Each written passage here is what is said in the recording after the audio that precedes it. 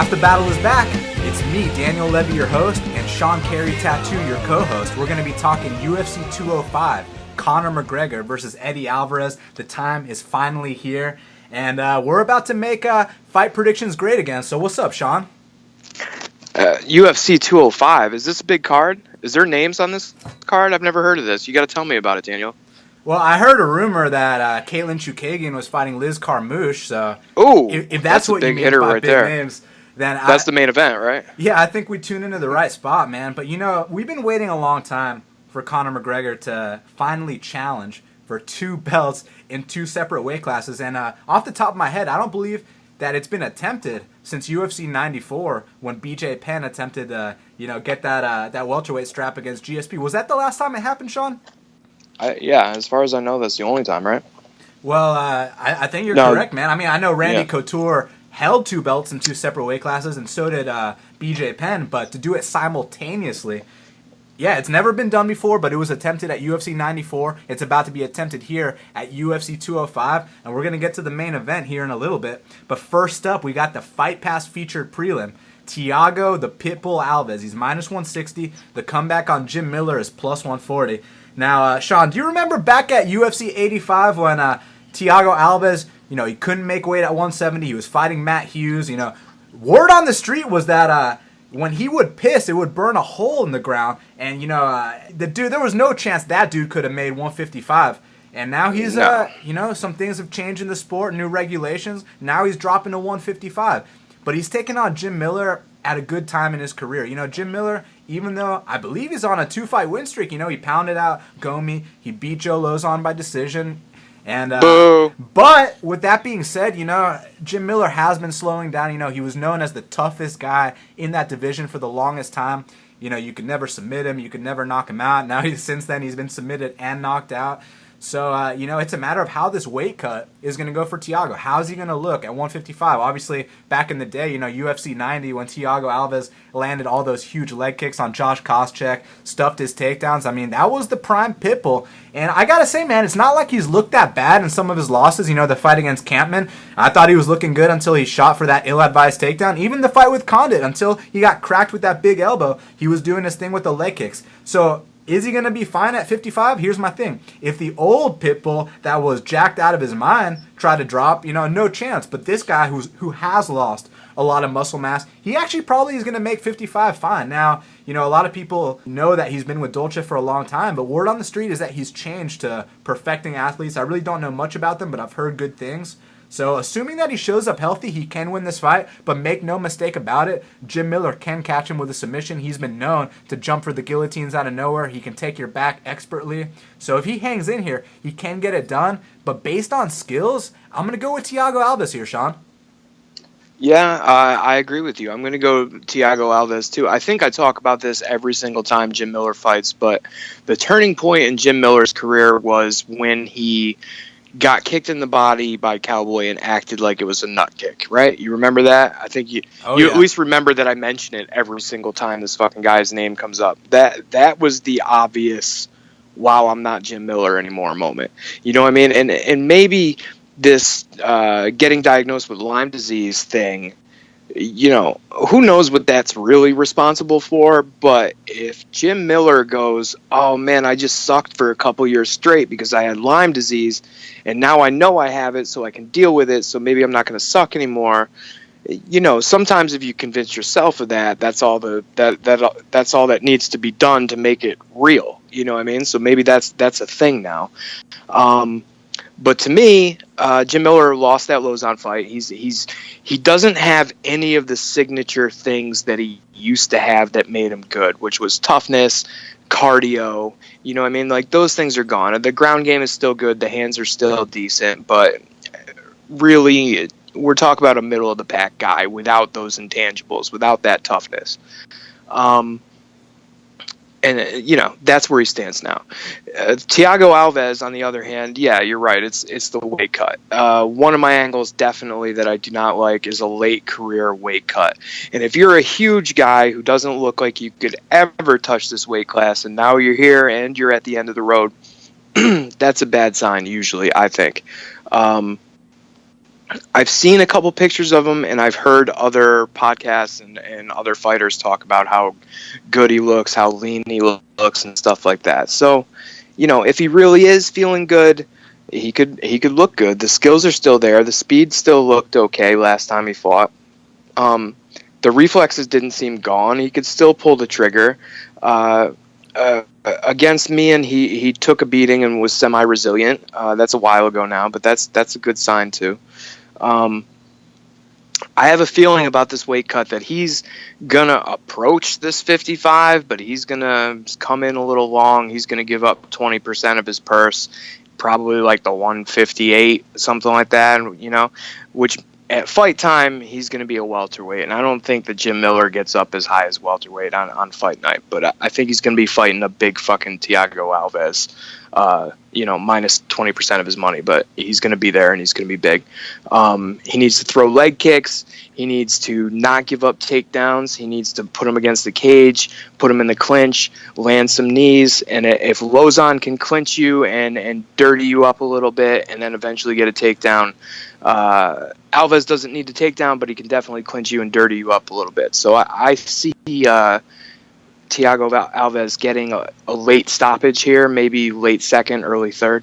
Next up, we got a welterweight bout between Belal, remember the name, Muhammad. He's minus 165. The comeback on Vicente Luque is plus 125. And man, I got to tell you what, this is a great matchup between two up-and-coming prospects in the welterweight division. I mean, Belal Muhammad, what I really enjoy about watching his fights is, obviously in the Alan Jouban fight, he showed a lot of heart, but that's usually not the kind of fight that Belal gets into. That was the first time I've ever seen him get dropped. But hey, he reacted great, and then he came back and won that third round big time by putting the pressure on Alan Jouban. But what Belal's known for is, man, his hand fighting is so good, man. Like, he'll grab your wrist out of nowhere, throw a big elbow, he establishes his jab, the head kicks come out of nowhere, mixes it up to the body. I really like how Belal Muhammad fights at his own pace. He slows the fight down, and he's able to either stop you late or win the decision. That's what he's known for. And with Vicente Luque, man, not only does this kid have a lot of experience, but he's really been developing lately. I mean, first of all, 2 Darce chokes in a row, I believe it was. Actually, what happened, Sean, was his fight against Hader Hassan, he got an anaconda, and his fight against Alvaro Herrera, he got a Darce. So he got one of each. And then the next fight against Hector Urbina, he knocked him out in the first minute, and he knocked him out cold. So that to me is a sign of improvement. Obviously, back in the day, he beat Thiago Marreta Santos via TKO in the first round. This kid has a lot of experience. He knows what it's like to lose and come back, and so does Belal. So now it comes down to who's going to show up on fight night. Obviously, Belal has had a full training camp. He was getting ready for Lyman Good, who's a very tough opponent as well. We don't know what kind of shape Vicente Luque is coming in, but I assume he's going to be in great shape because the guys that train at the Black Zillions, they train year-round. So I'm expecting Vicente Luque to show up in this spot, but I'm going to go with Belal Muhammad here. No bet, but I think Belal is going to pull it off. Late TKO or unanimous decision, Sean? Yeah, I agree. I think Belal is going to win this as well. I think this could look a lot like the Jouban fight. Like, early, Luque could put it on him, maybe even land a big shot. Maybe, hey, what do we really know about Muhammad's sub-defense in all reality? There's not much, right? He hasn't really been tested in that area, but one thing that we do know is he's training with the right people to address an area like that. I mean, Daniel Wanderlei, unbelievable black belt, and then obviously Ben Askren and Tyron Woodley for the wrestling. So as far as I've seen, he's got that area of his game covered, Sean. Yeah, that's a little bit scary because Luque is explosive in that department. But the way that I would compare this to the Jouban fight is early when, Muhammad's pace is a hindrance and a help at the same time. That pace in the first round, this guy's getting off to a slow start. He's kind of feeling it out a little bit too much, but he's still coming forward and he's still pressuring you. The part where that pace is good, in the third, he's still doing that to you, and that's not a slow pace to you anymore. He just put this solid pace on you for 3, and he's not backing off at all. So Jouban, a battle-tested guy, no doubt, tough, experienced guy who's fought some actual names, had trouble in the third, but he got out of it, and he had built up a big enough lead. I don't expect Luque to build up that kind of lead that Juban had, and I also don't know how Luque is really going to react when that pace is still on him in the third. You know, he's not been in that truly battle-tested situation yet, you know what I mean? And he's going to be in it this time because, you know, we just talked about the sub-defense. That's one thing. But as far as landing a cannon blast on him, he's not going to hit him harder than Juban did. And Juban hit him real hard a couple times. And as the fight went on, he seemed to have hit him with the same kind of power that dropped him earlier, and it wasn't dropping him anymore. And you got to remember that was on the Ramadan thing and the short notice, and holy shit, that was bad. So, yeah, this guy's tough, and he's a cold fish. He's just following you, working at that own pace, working that jab, has a solid boxing game. He just needs to be a little bit more urgent when he's behind. I think he does that. I think he gets out of round one good enough to still be himself in round two, win round two, and in round three, we'll see what Luque is really about because Muhammad's still going to be there. Now, Sean, I've been waiting for this moment for a very long time. Khabib Nurmagomedov, he's minus 280. The comeback on Michael Johnson is plus 240. Now, going into Michael Johnson's last fight, you know, my assessment of him was that, you know, he's slowed down a lot. You know, you watch the fight with Dariush, you watch the fight with Diaz, and that wasn't the same fast Michael Johnson that we've known for all these years. So then I heard that he had a torn labrum, he had surgery, and that's why in the Poirier fight, all of a sudden that looked like the old Michael Johnson. So if this is a refreshed and new Michael Johnson, watch out, man, because, I mean, he's always been known as one of the fastest guys at 155 pounds. I mean, they call him Blackie out for a reason. His hands, you know, that hand speed is serious, man, and, I mean, it's basics, too, you know? Nice little 1-2-3, nice little 2-3-2. What he's really known for is, so he circles around the ring, nice little side-to-side movement, good southpaw, fires off a leg kick, fires off a jab. Then once you start to charge him, that's when he lets the three-punch combo go. And, you know, usually you can't see it. Expert strikers, such as Edson Barboza, cannot see it. Now, with Khabib Nurmagomedov, look, man, before USADA and back in his prime, I mean, this dude was one of the baddest 55ers in the game. What's so cool about him is that, you know, he's never been the most technical guy, but he knows how to turn up in the middle of a fight. You know, you watch that fight with Rafael dos Anjos, and, you know, at first, they're fighting at Rafael's pace. Then Khabib's like, you know what? I'm going to double up on the overhand right, and then I'm going to charge in with a blast double and take him down. And that's exactly what he did. But he's been plagued with injuries his entire career. The last time he fought a high-level competitor was April 2014. Since that time, Michael Johnson has competed against the likes of Edson Barboza, Beneil Dariush, Nate Diaz, and Dustin Poirier. I mean, that's high-level competition, Sean.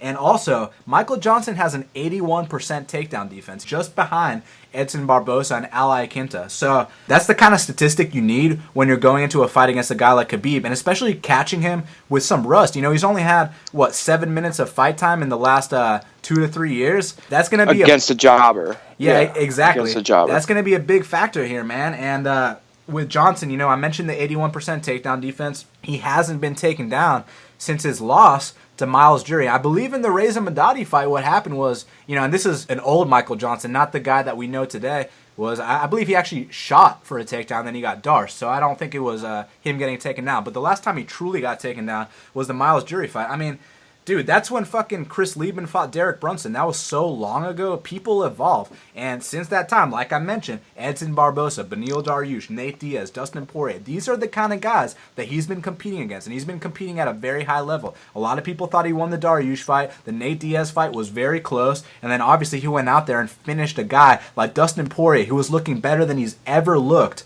at 155 pounds. So I believe this is a situation where we're going to catch Khabib at the right time. No one is exempt from that first UFC loss. I say it every single episode of the show. Rashid Magomedov wasn't exempt last week, and Khabib Nurmagomedov's not exempt this week. And listen, if it was plus 150, okay, you know, I'd still take the shot, but that's a little more reasonable. Plus 160, okay.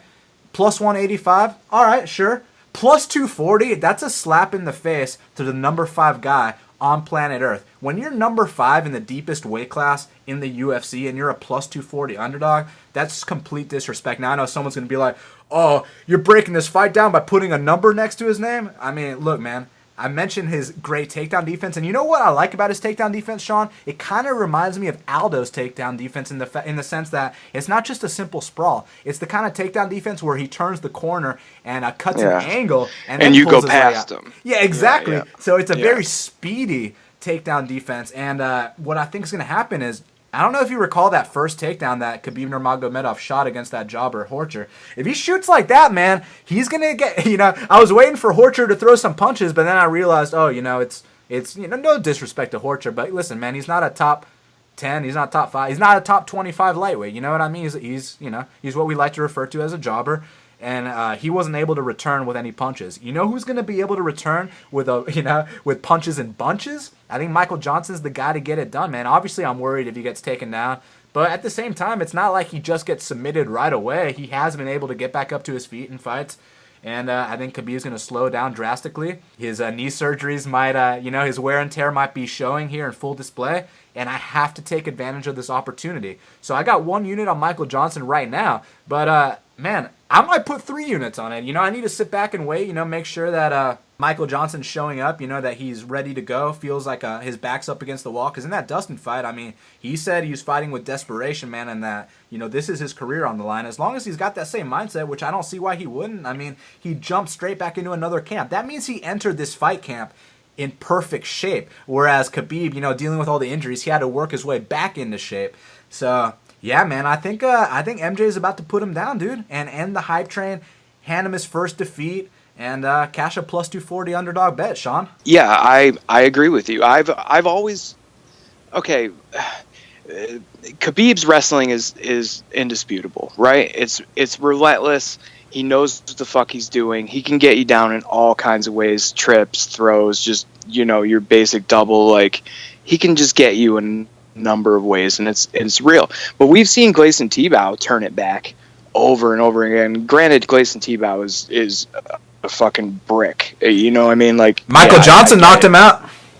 Yeah, there you go. So it's not, he's not like a force of nature. You know what I mean? He's injured all the time. He's sure as shit rusty. He didn't look great against Horcher, in my opinion. His ground and pound is just not really there. You know what I mean? Like, I don't know. He just gives you too many chances.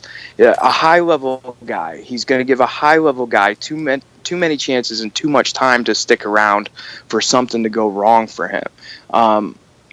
The striking is definitely sloppy, right? His head is definitely in front of his front foot all the time. His hands definitely come down to his waist after he's done throwing all the time. And what it is just the other guy's fear of a takedown. The other guy not exploiting those holes because they're gearing up to stop the takedown.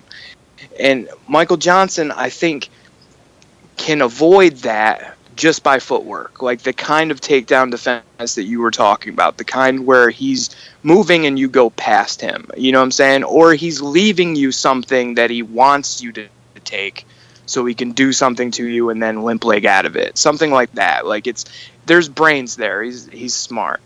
But the biggest gap in this fight is hand speed, and probably even power too. The hand speed is lightning, and it's always in combination, and he's smart with it. It is the right setup, like you said. It is a 1-2-3 or a 1-2-3-2. Like, it is specifically boxing. It's good. I think that he can use his footwork to get Khabib off balance when the takedown comes, and he's off at an angle, and then he gets the throwback. Does he land every time? I don't know. Does it get sloppy and they bump into each other and the combo doesn't really come off because it's back to fighting off a takedown? Maybe. But if you do that enough times, that pretty combination that he landed on Poirier, that kind of thing, that's the kind of thing that can land. We don't really know if Khabib can take that. You know what I'm saying? Like, not only have we not seen him have to deal with it, but he's never fought a striker that's where Michael Johnson is right now, in my opinion. So, like you said, the price is right here. The price is right here to really find out. To find out a guy with all the talent in the world, who's on a hot streak, who has the right tools to beat Khabib, versus what we already know about Khabib. And what we really actually only know about Khabib is that the wrestling is fantastic. We haven't seen him really deal with the adversity yet. We really haven't seen what his chin is like yet. You know, what happens when he's definitely not winning the fight? I think we find that out this Saturday. I think Michael Johnson exposes Khabib. And I like that number too, and I bet it as well. Now here's the big question. Is it going to get even better, man? I mean, because look, plus 240 is already completely ridiculous, but the hype on Khabib is absolutely insane, man. I mean, people worship this guy. So you think there's a chance we can get a nice plus 2.5 on here? Well, that one kind of doesn't matter to me because I took MJ by I took him inside the distance because I think if this, no doubt he can hit and repeatedly hurt Khabib and not get him out and win a decision. Sure, that can happen. But in all likelihood, in my opinion, if this goes 3, it's because Michael Johnson ends up on his back. And, you know, I didn't just talk about this 2 seconds ago, but Michael Johnson, if Khabib does get inside and does manhandle him for a round and a half straight, and it grinds him down to a nub, the last round and a half of this fight is probably going to be Khabib on top. So, to me, this fight going the distance is probably going to be a loss for Michael Johnson. So, I think Michael Johnson, if he's going to win, it's going to be inside the distance. So that's what I took. So that's plus 3 something. So I'm not worried about where the price goes from here.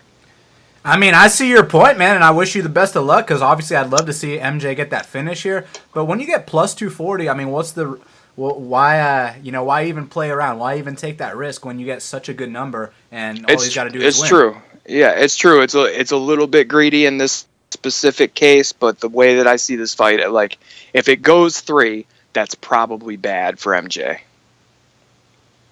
Fair enough. Even though he has won many decisions, but based on the styles, you know, I see your angle with him getting grinded down.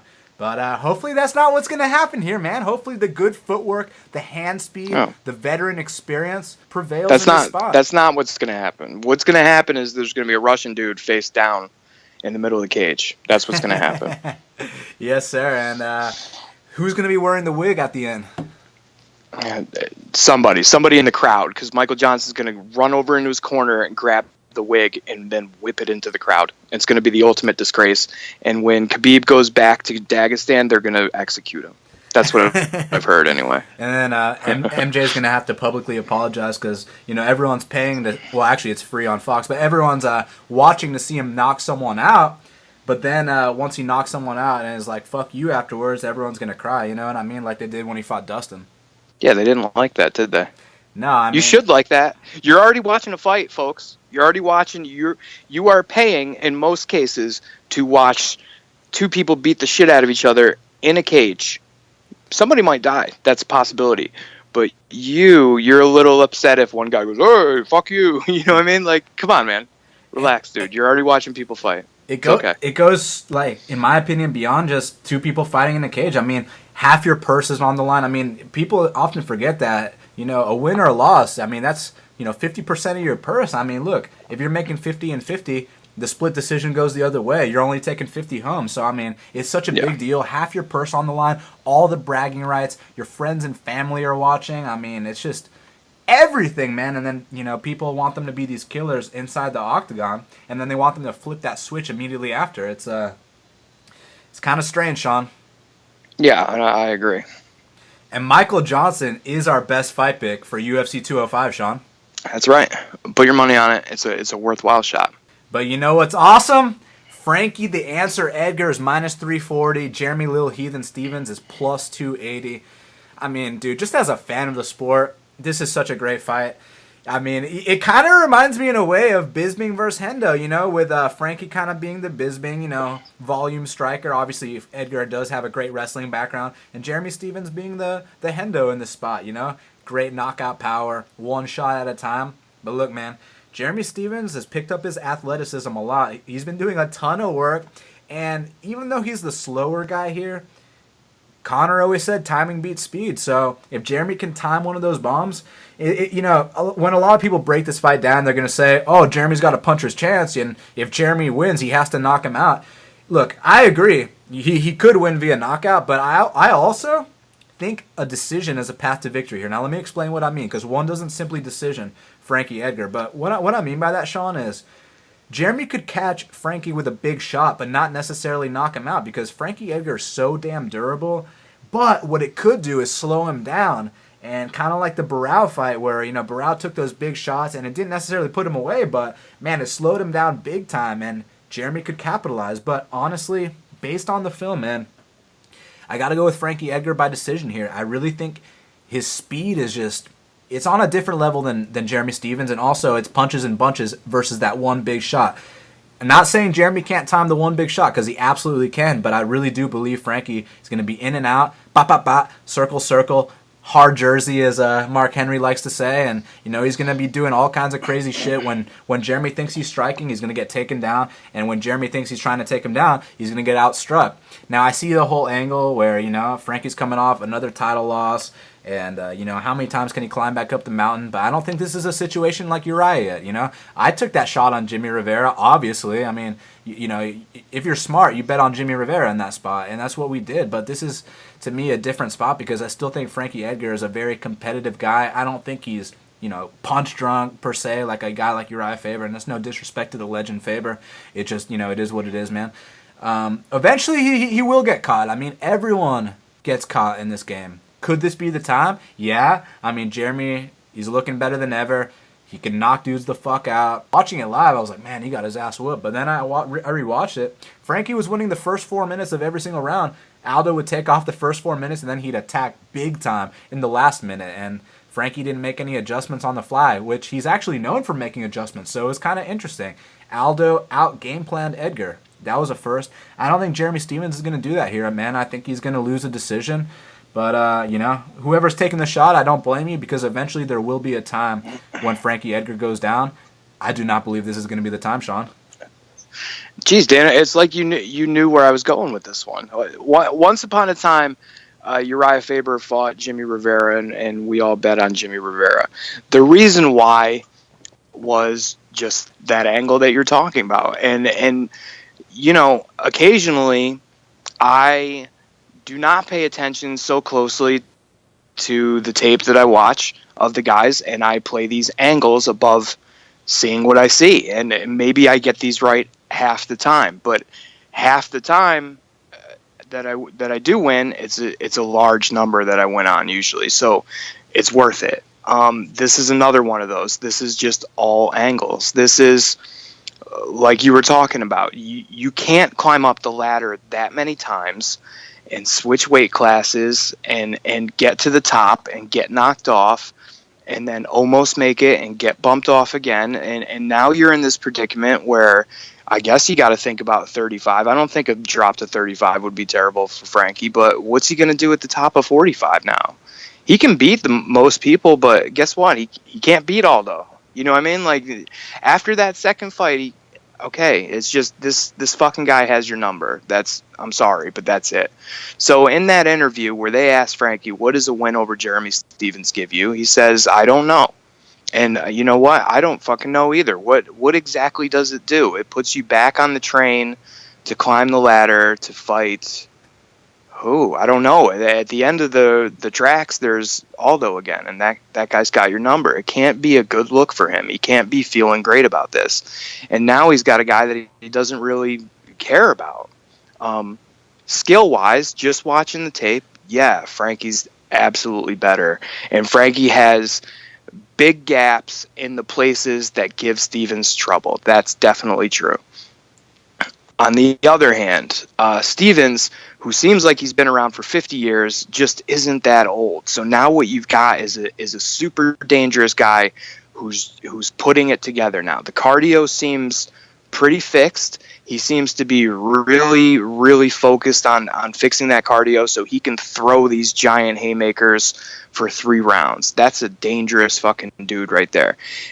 His bag of tricks is deep. It's not Frankie's bag of tricks, but it's deep. He's seen whatever you're bringing. He has seen it. He's seen it. He's dealt with it before. And you've got this guy who doesn't care so much about fighting Stevens, and on the other hand, you've got Stevens, and this is a Super Bowl in the UFC's biggest event against a huge name. He got embarrassed by Conor at that presser, and he's like, "Oh, you don't know who I am? Let me show everybody who I am. I'm gonna take out Frankie Edgar. I'm gonna beat this huge name, and then I'm gonna be undeniable, and you guys are gonna have to deal with me." How he does that is, it's beyond a puncher's chance, but yeah, how he does that is land huge shots. And you're right, he could win by decision, but if this is another case where if it goes 3, I think that's terrible for Stevens because he's probably on his back or against the cage half the time. But the punches in combination, Frankie can get caught. Frankie can especially get caught on the way in. Frankie, especially to me, is vulnerable to an uppercut. Who's got the best, strongest uppercut at 45? It's got to be Jeremy Stevens. And he follows it with a left hook. It's pick your head up and knock it off with that left hook. I would like that combination in particular to happen sometime during this fight. I think, Frankie might be able to weather some shots, and it's going to look a little sketchy here and there, and Stevens will get taken down and pushed up against the cage. But eventually, that right shot lands, and Frankie falls into the trap that fighters in his position at his age do. They just lose to somebody they shouldn't lose to, and the narrative after this fight will be like, "Oh, yeah, Frankie's done. Hey, he had a hell of a run, though. He was great," and that's the situation that we're talking about this time. And you can look at this and say, this isn't the time, but the people who get it right do it one time early, because when it happens, it's not the time that everybody expects it to happen. It's the time before that. This is that time. This is a guy who's coming in the most important fight versus a guy with no place to go and not an important fight. So I like Stevens in this case by knockout. Next up, we got Miesha Tate. She's minus 175, and the comeback on Racquel Pennington is plus 155. Now, this is an angle I like a lot, Sean. When someone's coming off a title loss or they just lost their belt, and then in their return fight, they're a minus 170 favorite. They're coming up against the hungry up-and-comer. I think that's the case right here, man. I think Rocky Pennington, firstly, I think she's been very impressive in her run lately. I mean, she's been turning corners in all areas of the game. I recall I was one judge's scorecard away from cashing a plus 450 underdog in her fight versus Holly Holm. Ever since then, she's been better than ever, finishing Jessica Andrade, won the decision against Boetsch Correa. In her last fight, I actually did fade her, but I mean, so what? The underdog was like a plus 300 dog, so, in these close fights, you take that shot. And this is a close fight, and I'm going to take that shot on Racquel Pennington. I'm going to wait because I believe the price will get better. Everyone, Miesha Tate is very hyped up, but the thing is, man, we've already seen the ceiling for Miesha Tate. We know what she brings to the table. She's slick with the wrestling. She'll find opportunities. She's very gritty. She actually packs some power in that overhand right, but man, her stand-up, some people are going to say it's ugly, but the reason why it's ugly, is because she squares up a lot on her stance. Now, Sean, I know you're a big boxing guy. It's day one stuff not to square up in your stance. You know what I mean? And Miesha Tate squares up big time. And, people say, oh, she wasn't herself when she fought Nunes. I mean, maybe Nunes is just a badass. Maybe, word on the street is Nunes drops dudes in the gym. So I don't think it was a matter of Miesha not showing up. I know she had a rough wake-up, but so what, man? I mean, this is a championship fight. Nunes is the champ. It is what it is. And in this spot, I think it's going to be a tough, gritty war where, Racquel's boxing has gotten a lot better. She has the experience now. It's always been a confidence thing with her, in my opinion, because she was competing against higher level opponents such as Kat Zingano, even Holly Holm earlier on. But now she's rising to that occasion and getting the victories. And this is going to be her chance where she gets that big name under her belt. And I believe she's going to win a unanimous decision here. She's training with people like Amanda Nunes. She's doing all the right things. Miesha, I'm going to play that angle where she's coming back from that title loss, and she's lost a step in her career. As simple as that. Racquel Pennington via unanimous decision, Sean. Well, I'm going to take this chance to tell you about this movie, Daniel, and you must watch it. It's called Tickled. And I can't give away too much about Tickled because it's the craziest fucking story, true story. Best documentary I've ever seen. I cannot recommend it highly enough.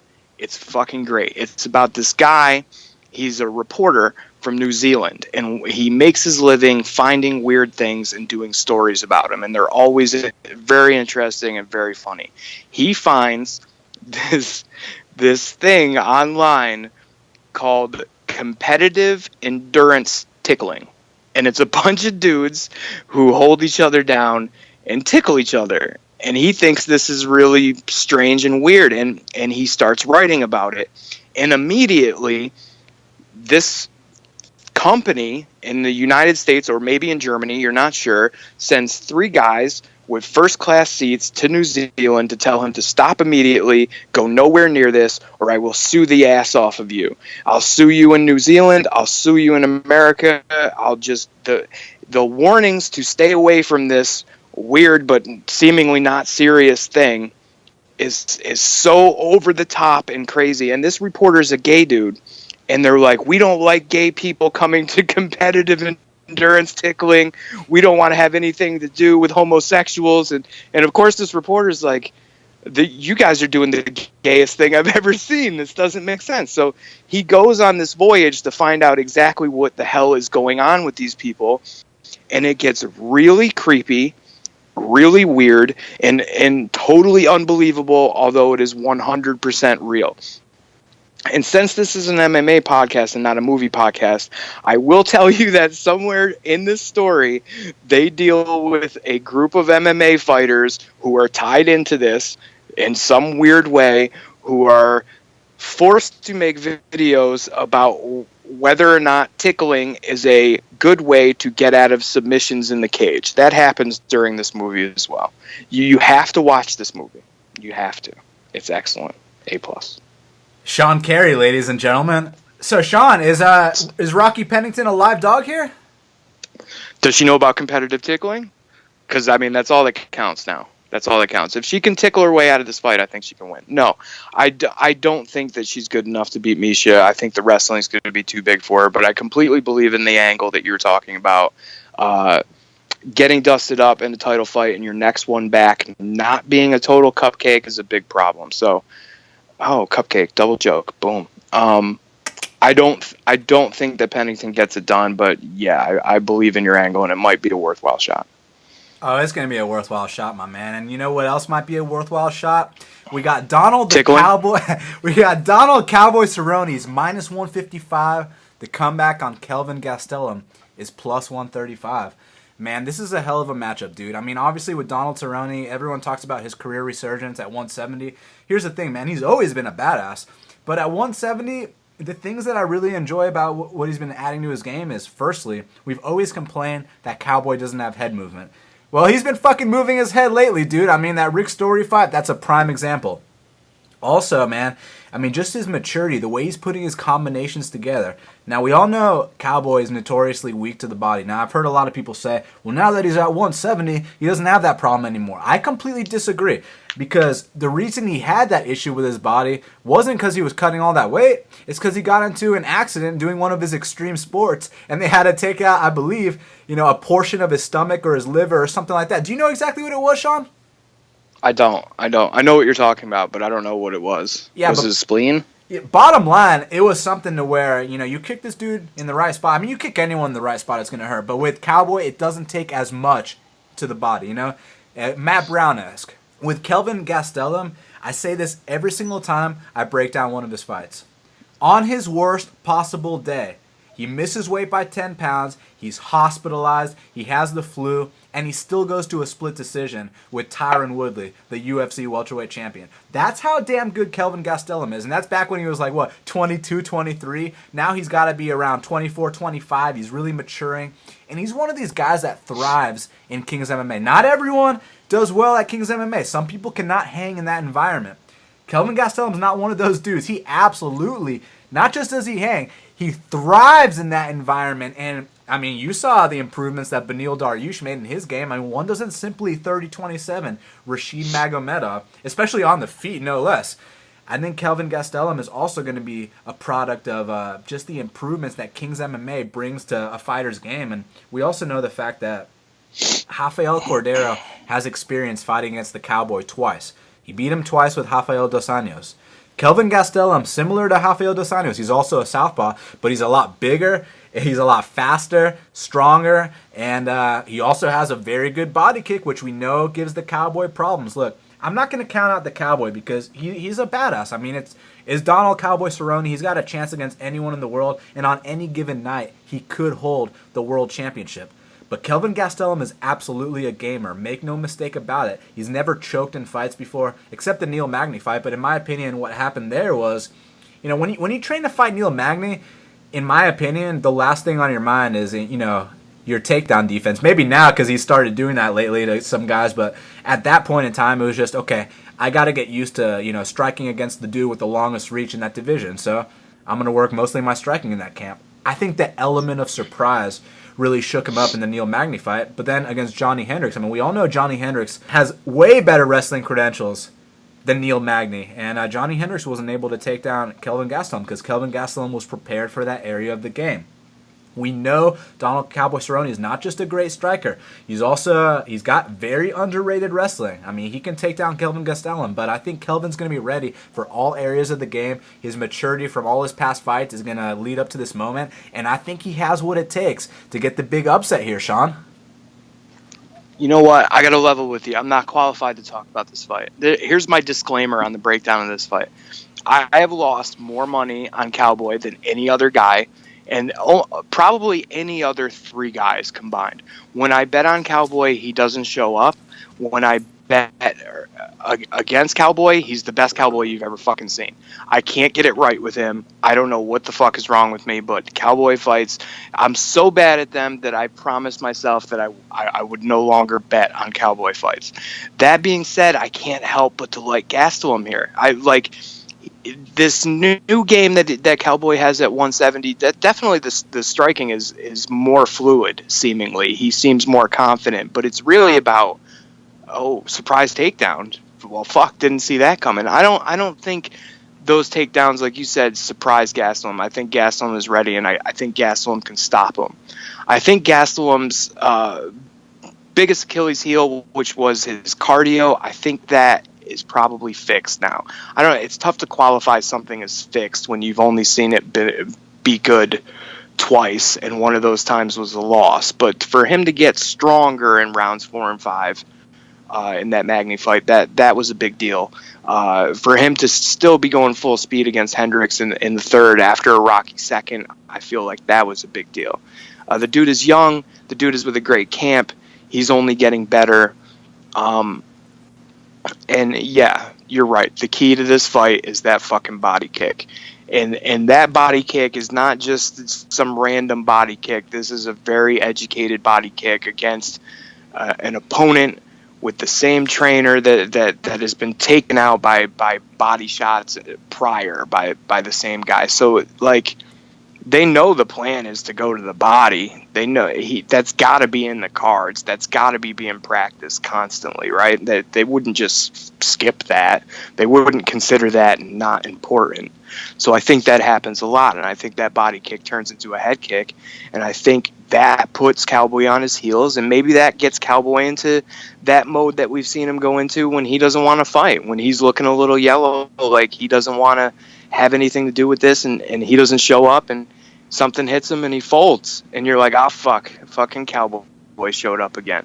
And coincidentally, these are the times, the biggest fights, the ones that he's got the longest camp for. He's gearing up for this, and it gets into his head, and he shows up and then doesn't show up when he shows up. So that is still alive. It's still in there somewhere. It's hard to deny that this is a different Cowboy at 170. I think I'm finally sold on that after the Story fight. But like I said, horrible track record betting on or against Cowboy. But yeah, I agree with you. I like Gastelum, and I probably like him by finish, body. Anytime you've heard me break down a Cowboy fight, I always say the same thing. Always bet Cowboy against non-top 5 guys. I mean, when I saw people betting Patrick Cote against him, and no offense if you did, I'm like, what the fuck are you doing? This isn't a top 5 guy. This isn't even a top 15 guy. I sure did. It's not that. In that case, it was. I am not sold that Cowboy is a 170-pound fighter, and when he runs into a big 170-pounder who can take it and give it, it's going to be a fucking problem. And he ran into one, and the dude couldn't take it and couldn't give it. You know what I'm saying? Just totally out the fucking window wrong again. I'm not sold on him at 170, and I should be after Cote and Story, but I can't shake it. I can't shake it. I don't think he's a 170-pound dude. I just don't. Well, I mean, to me, it's not about him not being a 170-pounder, because if you can knock out Rick Story, I mean, you're a motherfucking 170-pounder. To me, it's always been, in the history of Cowboy's career, he has never lost to a non-top 5 guy. In his entire history of Cowboy Cerrone, he has never lost to a non-top 5 guy. Kelvin Gastelum is a top 5 guy. These are the kind of spots that he loses in. So don't be surprised at all if Kelvin gets this upset here. Now, as far as, taking that shot, it is plus 135. Obviously, I'd love to take, plus 150. That'd be nice. So, let's wait a little bit. Let's see if, media day, when you see the stare down, Cowboy's the taller guy, people put a lot of stock into shit like that. Let's see if the number gets better. And, also let's see if Kelvin makes weight, because...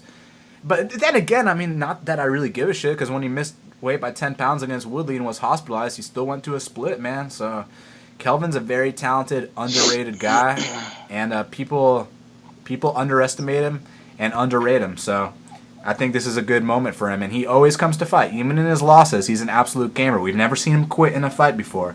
So, Kelvin's always a good dog to bet on. Another thing you can say is, well, I mean, I know Cowboy doesn't give a shit who he's fighting, and, he's had late opponent dropouts many times, but I hear he was really excited to fight Robbie Lawler, dude, and we know that Kelvin replaced him, so, you could make the letdown spot argument, but I'm not even going to go there. I'm going to go just in terms of the styles matching up, man. You know what I mean? Yeah, I agree.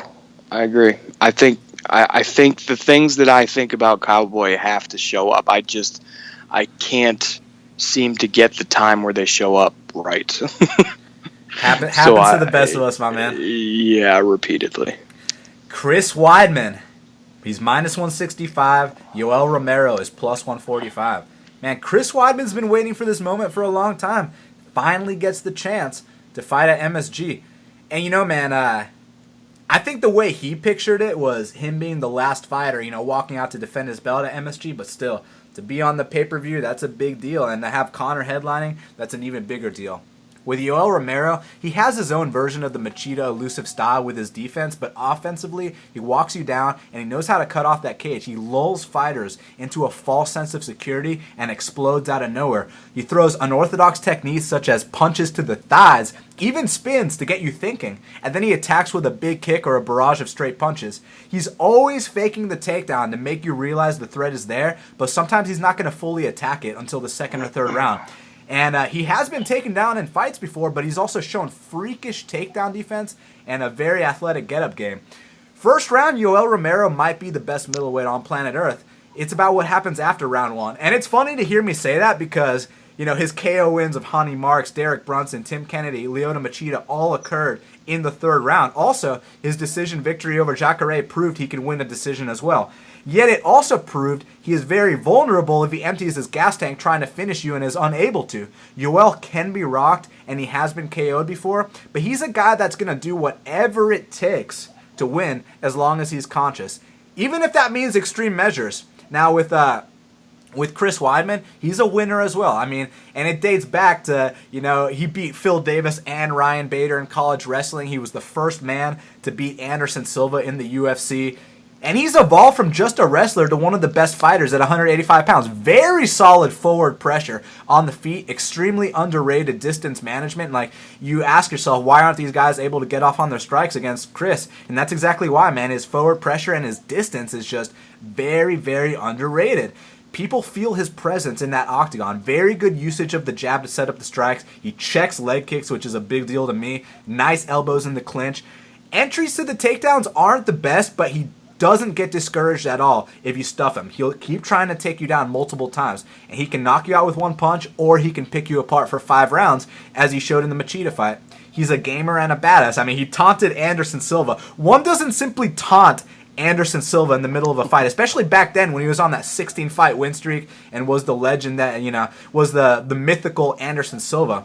Chris does have somewhat suspect cardio in the later rounds. He does have questionable fight IQ. I mean, the wheel kick in the Racquel fight, that must be addressed. If that's not bad fight IQ, I don't know what is, Sean. And now, that doesn't necessarily mean a similar situation will occur in the Romero fight, but don't be surprised, motherfuckers.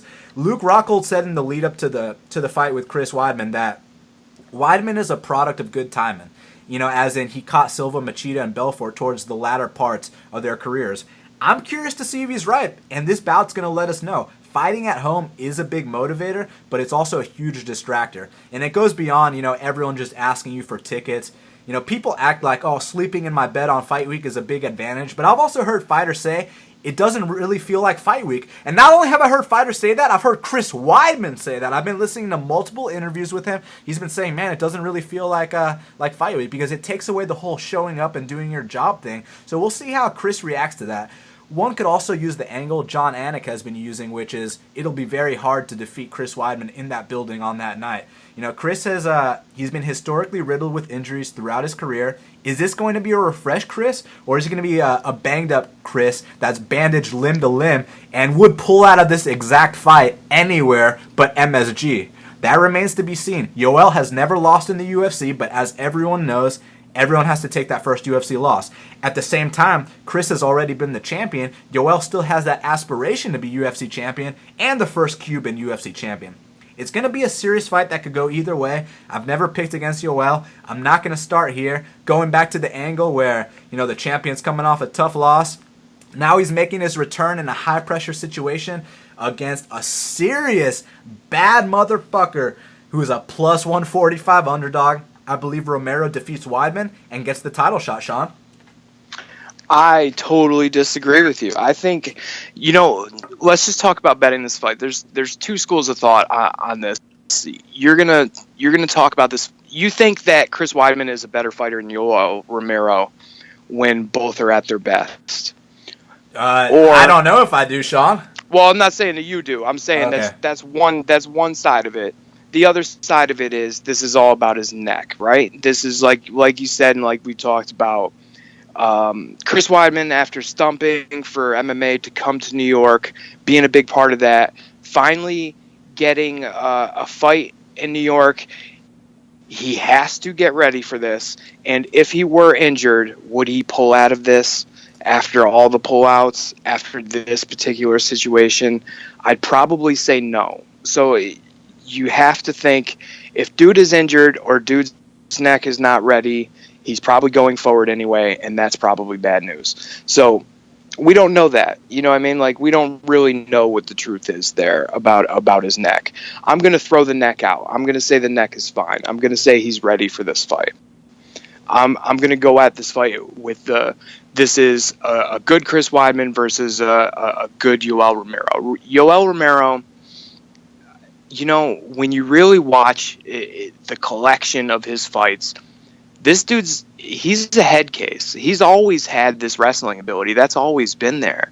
He completely refuses to use it sometimes. He completely just gets taken down seemingly when he's okay with it, when he wants to. He's, okay, I'll get taken down this time. Then when he doesn't want to, he's like, get the fuck off of me. You have no chance in taking me down. It's very weird, but I don't like what is letting yourself getting taken down or not? Why would you bring that to a fight with you? How about if you can stop every takedown? How about you just go ahead and stop every takedown? You know what I mean? Like, when you get taken down and you can get back up, like I've seen you do a bunch of times, like get up like the guy's not even on top of you, that's great. Let's do that every time. But no, you're not going to do that every time. Sometimes, and unfortunately for his spot in his career right now, most of the time, dude's like, oh, perfect time to take a break. Thanks for taking me down because I need to take a breather. I appreciate that. I'll just go ahead and stay here for a little while. That's what he does. He takes a break. He takes a break on his feet, too.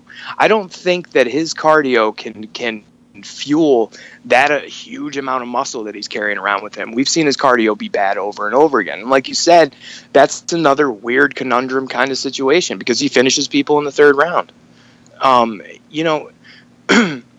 You mentioned his wins against Jacare and Tim Kennedy. I think about those as like, this dude lost to Tim Kennedy and Jacare. You know what I mean? Like, he gave it up in the third round. He couldn't move. How do you lose to Jacare? I thought he lost that fight. I thought he lost that decision. You know what I mean? Like, I don't know where people are at on that. I don't know if more people think he lost or won. But when I watched that fight, I think he fucking lost. I think he cheated his way out of losing to Kennedy. I don't think somebody that we're talking about getting ready for a title shot should get knocked out by Tim Kennedy. He kind of got stopped by Tim Kennedy. You know what I mean? Like, and talk about a product of timing. Well, your Lyoto Machida win is a product of timing for sure, right? It's this guy. He's a head case. He's ruled by his emotions, and that's what it's about here. I don't think that he has what it takes to be champion. I think he doesn't get higher than where he is right now. And that, I'm not saying he's not talented. He's super talented. The wrestling is crazy. The explosiveness is crazy. The power is crazy. He's fast. I get it, but he's old. He's coming off some rust right now too. You know what I'm saying? Like, I don't know. When he wins, he looks like a monster. But when he's not looking like a monster, he looks average. When he's not looking like a monster, he wins anyways. That's true too. You know what I'm saying? He does pull some wins out of his ass, but they're always pulled out of the fire against people that he should not be in the fire with. You know what I mean? Like, there's that. And Weidman, on the other hand, he is a big, stubborn bully. When you talk about Weidman, you look at his skills, it's not the cleanest thing ever. It's the striking is a bit sloppy and everywhere. And you know what it takes sometimes in this sport? Sometimes in this sport, after watching it for all this fucking time, it's a guy's sheer willingness to hit you. That's what Chris Weidman does. Chris Weidman goes, I'm coming after you and I'm hitting you. He doesn't get there and wait and pause. He gets to you and hits you. He's trying to hit you the whole time. He's coming after you. And occasionally he pulls off some kind of fancy shit and hits people hard with it. The wrestling is great. The ground and pound is great. He's got a hell of a fucking mean streak on him. He's good. He's like a super high class workman type of guy. You know what I'm saying? Like a lunch pail kind of guy. Just he's there to beat you. You're gonna have a hard time getting rid of him. And he's just a big stubborn bully. And he's gonna come after you. And you better get rid of him if you're gonna beat him. In this case, at home in this situation, like I said, I'll throw the neck out the window. So if we throw the neck out the window, he's got to be super psyched for this fight. This is a huge deal. And I don't see him as somebody who doesn't believe in himself after losses. I see him as somebody who's only thinking, oh, I'm getting this one back after a loss. That's how I feel about him. That's what I think he goes in this situation with. I think it would be a close fight. And in this situation, in a close fight, first of all, if this is 1-1 going into the third round, I think Chris Weidman, while not having fucking great cardio, he's got better cardio than Yoel. And just when you're wanting Yoel to win this fight, that's when he's going to take a break. Just when you see him on the ground and he's turtled and he could get up, he's not going to get up because he's going to breathe instead. And he's going to suck a minute off that clock. And the whole time, even if Chris Weidman's just doing little tippy-tap punches, during that time, every time that Chris Weidman does something, that whole entire Madison Square Garden is going to shit their pants. They're going to go nuts every time he even swings. Doesn't even have to land. They're going to go nuts. At the crowd, the New York, and that third round cardio against each other, I think this is a close fight. I think Weidman pulls off a decision with all those things going in his favor. I think Weidman is back after this fight, and I think Yoel gets knocked down a couple pegs after this fight when the same problems show up that we've seen show up in all of his fights, win or loss. Well, I agree with you in the sense that I do think Chris Weidman's going to show up with a mentality of, I'm going to take this dude out, whatever it takes. I mean, he's a tough guy, of course, but, you mentioned the third round cardio. Okay, so Yoel, firstly, I don't understand how you think Yoel lost to Jacare. Let me give you my perspective of that fight. So first round, I mean, Yoel almost knocks him out cold, with that spinning back fist. You can make that a 10-8. Jacare is wobbling back to his corner between rounds. Second round, okay, Yoel grabs the fence. So if we're going to talk about Yoel grabbing the fence, then we better talk about Chris Weidman grabbing the fence in the fourth round against Luke Rockhold. Now let's talk about the difference between the two. When Yoel cheats to win, he wins. when Chris Weidman has cheated to win, he hasn't won. You know what I mean? So Yoel will do whatever it takes, whether it means milking a little time between rounds, his cornermen dumping a little water on him to get that extra time. They know their athlete. They will do whatever it takes. When Chris was grabbing that fence multiple times, it didn't stop Luke from taking him down. Yoel grabbed it one time, and he stopped the takedown. Look, people are going to say, why are you even talking about shit like that? Well, because money is on the line, firstly. I mean, this is very important stuff. Like we mentioned in the Tony Ferguson fight when he threw that up kick against Barboza. Yeah, he gets deducted a point, but he finished the fight anyway, so it's not a big deal. Sometimes you got to bet on guys that cheat to win. And so you had it 1-1 going into the third. No, I had it 2-0 going to the third, and then I had the third round. I mean, he took him down and barely landed any punches. Big deal. It was kind of like, yeah, he wins by default in the sense Jacare wins that round by default in the sense that he got the top position, but it's not like he whooped his ass or anything like that. It was just the first round, Yoel beat the shit out of him. The second round, he kind of edged it a little bit, and then the third round, he got taken down, and Jacare won that round. So how does that win the fight? Why didn't you? Because I think Jacare won the second and the third round. But why didn't Yoel get up in the third round? I mean, maybe he was gassed, man. But it's not like he got full mounted and got subbed by, the fucking Jacare, the jiu-jitsu whiz. I mean, he got taken down, wasn't half guard, blocked most of the punches, and then got back up and the round was over. He just took a break. He was like, fuck it. But Sean, how are you going to break down Chris Weidman and not address that spinning wheel kick in the third round of the Luke Rockhold fight? We talked about this earlier. That was an all-time fucking dummy move, and it semi lost the fight for him. I don't know which way the fight was going until that point. It was really close. Both guys had been hurt by body kicks, and both guys looked gassy. And then that spinning back kick changed everything. But after we talked about this, I went back and thought, what other dummy moves has Chris Weidman done? I couldn't think of any. So I'm not going to say that Chris Weidman's a dummy based on the one real big dummy move. We'll agree that was a huge dummy move, but the one dummy move doesn't put you in the dummy pile for me. You're going to have to make 3. 3's the cutoff.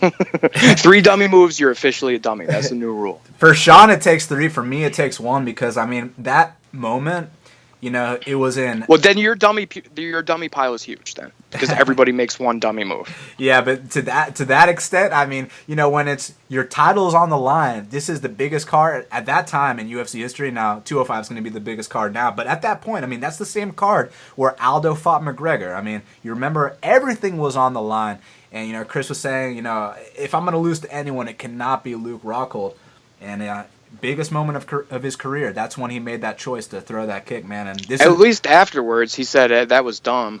Well, yeah. Is he going to say that's smart? Well, most of the guys in my dummy pile don't realize why they're in my dummy pile. Yeah, I agree. For example, my boy Felipe Aranches, I doubt he'll ever admit that, sometimes I don't get off my back. Even though he outstruck Eric Goita, I understand how this works. You lay on your back too long, you lose the decision. But, every now and then, Roy Nelson hits over him with a huge punch and then goes for a takedown. Oh man, when he's got 30 seconds to win a fight. That was so bad, man. Oh my. Every now and then, Josh Berkman rocks the fuck out of stun gun and then goes for a really terrible flying knee and goes for a takedown. But those guys repeat some dumb shit over and over again. You know what I mean? Like Weidman's got an all-timer elite dummy move, but he's not Berkmanville yet. I like Weidman a lot, but I do think he's a bit of a meathead, and I would not be surprised if he made a mistake like that. But fuck the neck thing. To me, let's assume he's coming into this fight 100%. I really think the speed and explosiveness is going to pay dividends because, like you said about Weidman striking, even though it's very underrated, like I mentioned, that distance and his forward pressure, a lot of people underestimate it. But I think that he's going to be throwing a jab or a jab hook, and then out of nowhere a big straight left is going to pop his head back type thing. I think that's how it's going to be because, man, Yoel is so much faster, especially in the first round or two. Now, I get the whole third round cardio thing, but I really don't think Weidman has that great of cardio in the third round. I mean, it's not like, Jacare, the best jiu-jitsu guy, couldn't full mount him or anything. He had half guard. But it's not really about the third round cardio. It's about if you take down... Like put them in the same exact situation with the same exact level of cardio at that moment, both gassed out. When you do something to Yoel and you get on top of him, he takes a break. When you do something to Weidman and get on top of him, he's like, I really tiredly have to get up. That's what I'm talking about. It's not so much the cardio. It's like, what the fuck is going on in your head where you're okay with taking a break? What is going on in your head where this time is the okay time to give up a takedown? Because you can see him do it. You know what I'm saying? You can see him agree with himself that this is the time to take a break. That is not a winning attitude. That is not a way to back up all this talent and power and speed and explosiveness that you have. Is no, dude, you really tiredly get to your feet. You don't just lay there, because you could be losing the fight when you're laying there. And he's, in that Jacare fight, in my opinion, he did that, and he should have lost, but he didn't. Well, Sean, my last counter to this argument is going to be, you said, when Yoel gets taken down, he just lays there. Okay, look, well, they both had the same scenario their last fights. They both got taken down in the third round. When Yoel got taken down, he had the best jiu-jitsu guy on planet Earth, MMA jiu-jitsu guy, in half guard and blocked all the punches. When Chris got taken down, he got full mounted, and it should have been a third round TKO, but everything's on the line, so Herb let it go to the fourth round. So I disagree, man. One guy got fucked up when he was on his back. The other guy kind of held on and let the round end. They both survived. Well, one got fucked up. Yoel did not get fucked up. That's true. He didn't get fucked up. I know. He's still an asshole, though. I still don't like him. Hey, listen, man. May the best man win in this spot. Because, look, you can take... I understand your angle. I also understand John Anik's point of it's going to be very hard to beat Chris Weidman in that building on that night. But, man, it's going to be very hard to beat Yoel Romero on that night as well, Sean. So, any closing remarks on this fight? Yeah, how come... Now, of all the times to bring up the ambiguous USADA claim, you didn't bring it up on this one. I think this is a good one to bring it up on. Okay, well, he already fought under USADA, and I mean, he almost knocked out Jacare in the first round, man. I mean, he's Cuban, man. He's got crazy genes. He's been looking like that since he was 19. Do we believe tainted supplement?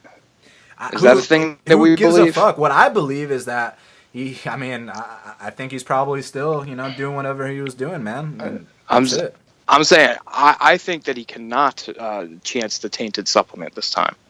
So maybe we see something different. Maybe. I'll keep an open mind. I always have my eye on, are these guys looking deflated, that kind of thing. No. But I don't think... That guy's, incapable of looking deflated. He's made out of rock. Yeah. He's Cuban, bro. And it's funny, we always joke about, with Glover Teixeira and these guys, where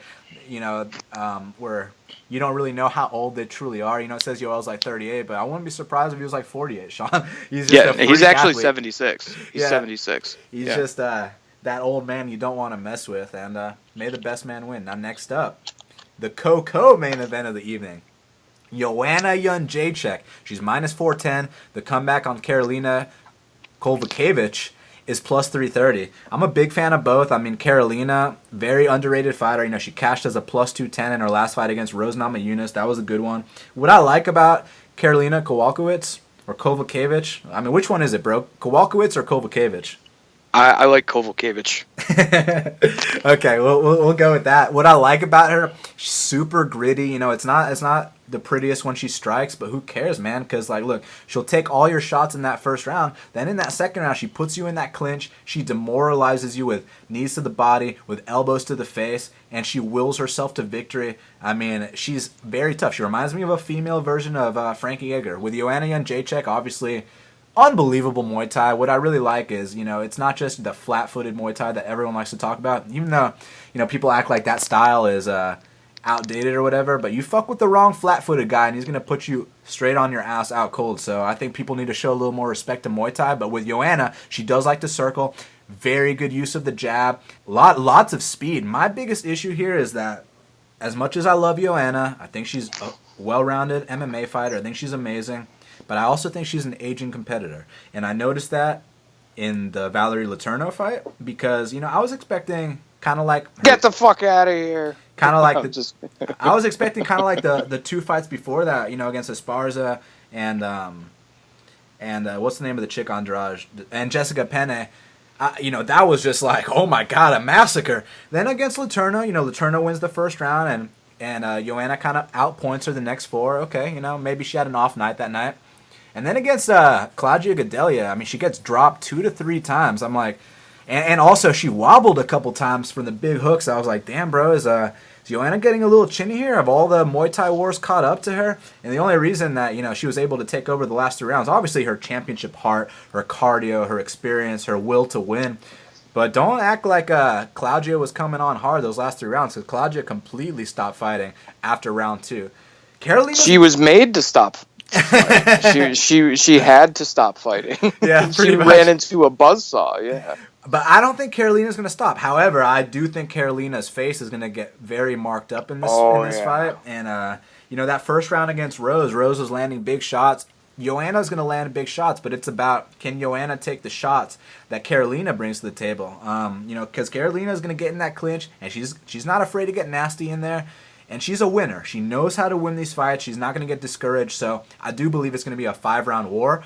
Now, you got to lean with Joanna, the championship experience. She's just better technically. But, dude, I think one of these next 2 is going to dethrone her, whether it's Karolina or Jessica Andrade. I do think the belt is going to change hands soon. I'm also curious why Joanna moved to ATT. I understand wanting to round out your game, improve in all areas, but there's also the thing that Conor always talks about, that you don't ditch the people that brought you to the title. Now, I'm not entirely sure that she did. Maybe she brought, her Polish coaches with her to ATT, and they're integrating their system with Mike Brown. That could very well be the case, But it could also be one where she left the people that brought her to the title. So I'm curious how she does in this new camp. But to me, I'm not going to put much stock into that, because I believe she's a gamer. She shows up every single time. And it's going to come down to who's the better fighter. Joanna is the better fighter, but Karolina brings those intangibles, such as her toughness, her will to win, her strikes in the clinch. She could give Joanna a serious run here. This isn't like Carla Esparza or Jessica Penne, where they're broken before the fight even starts. Karolina is coming to fight. So it's a matter of, can she pull off this monumental upset? I'm not willing to take the shot, but I'm also not willing to play Joanna here. But my official pick is Joanna by unanimous decision, but I'm not going to be surprised one bit if Karolina is the one to dethrone her. But if it's not Karolina, it's going to be Jessica Andrade, Sean. I don't buy any of that stuff. I see this as the cleanest, easiest fight to pick on the whole card. There's gaps in this fight that are huge. I'd say, okay, well, the first biggest gap is Joanna's footwork. First of all, let me address the chin thing. Okay, she got hit with a jab when she was off balance. I don't know if I qualify that as chinny. I did see her get wobbled one other time, but when we were talking about this last time, I went back and watched that fight. I don't see her drop 2 to 3 times. Well, there was a jab and there was an elbow. That's twice. Yeah, but it's like a little bouncy on that first one. You know what I'm saying? And it's not like she was not hurt, though. You can get flashed, right? Like it doesn't read as chinny to me, but we'll fucking find that out soon enough anyway. The footwork, Joanna's footwork is miles ahead of Kowalkiewicz. Kowalkiewicz is that old schooly, I'm coming straight at you thing. Not hard to fucking figure out in this case, okay? The footwork is miles apart. The speed is miles apart.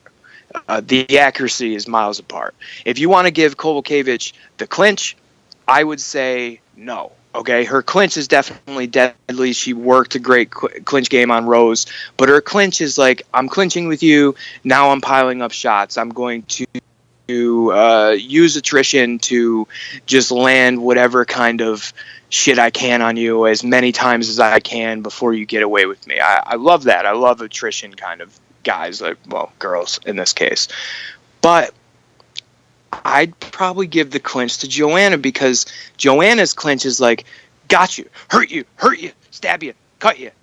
You know what I mean? Like, it's not like I'm going to pile up 50 shots on you. It's like, I'm going to do 4 and they're all going to fucking hurt. And I'm going to like it because this bitch is super mean. It's obvious. Like, there's something special about her. Her striking might be the best in the UFC, men or women. The striking is outrageously good. It really is. The distance is super good.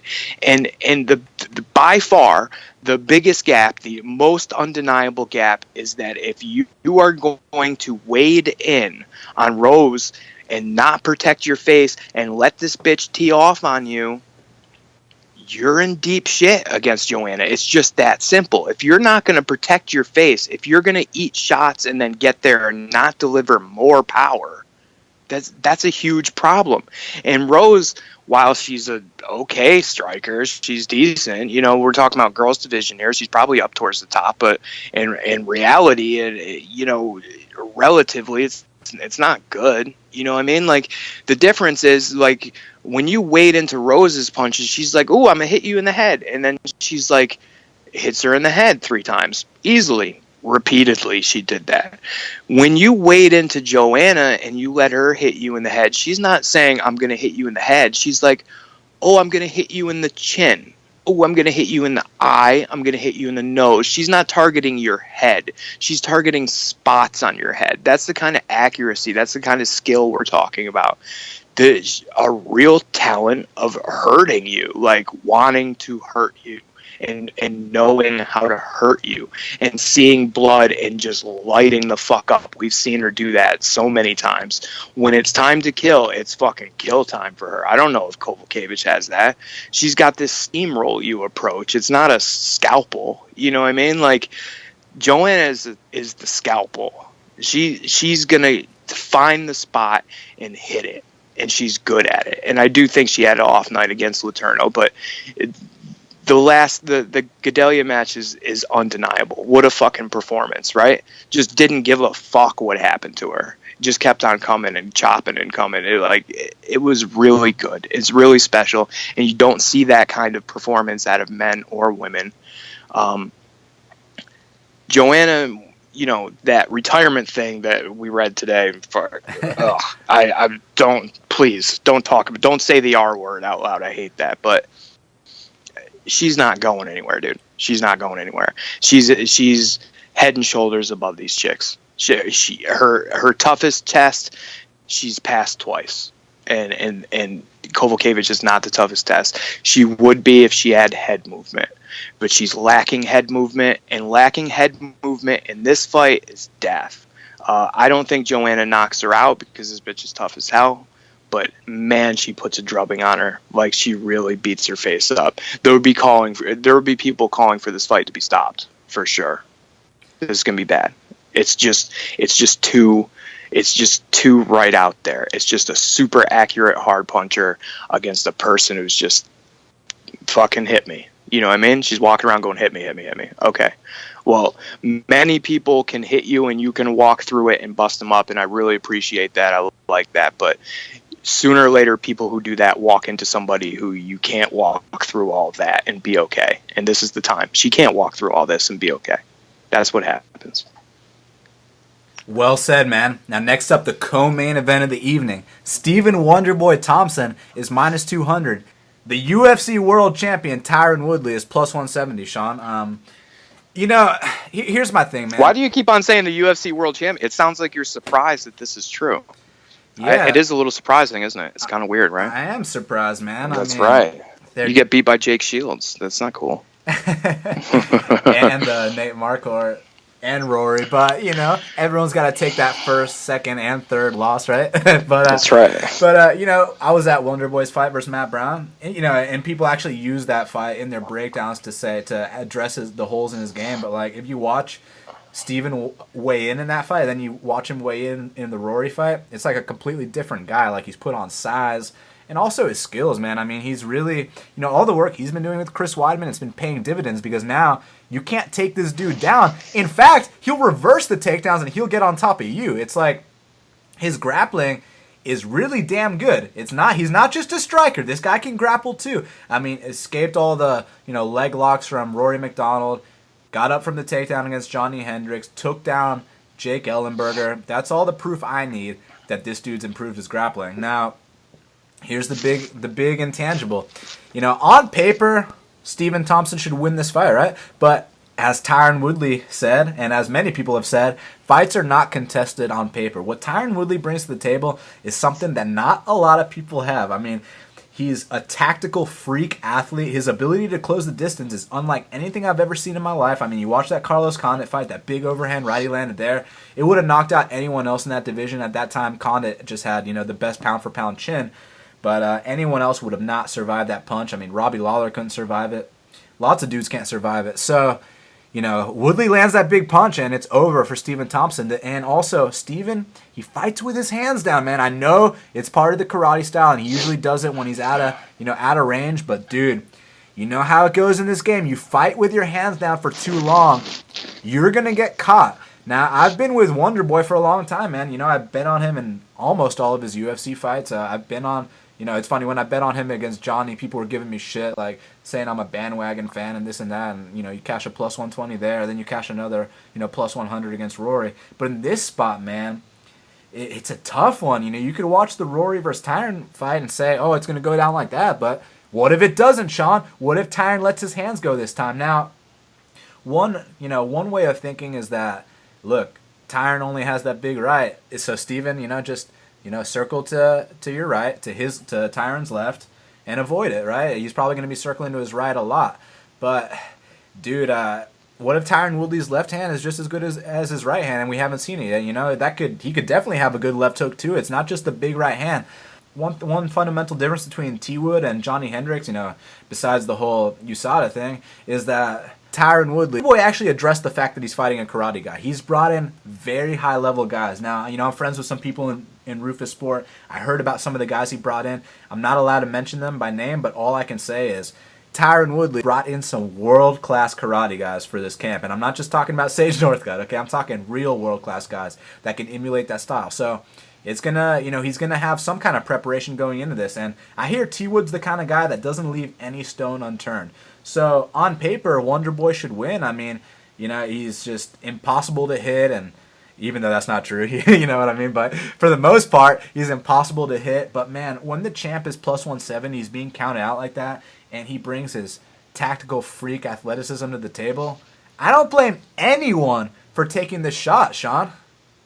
Yeah, I mean, I don't either. I like Woodley to win this fight.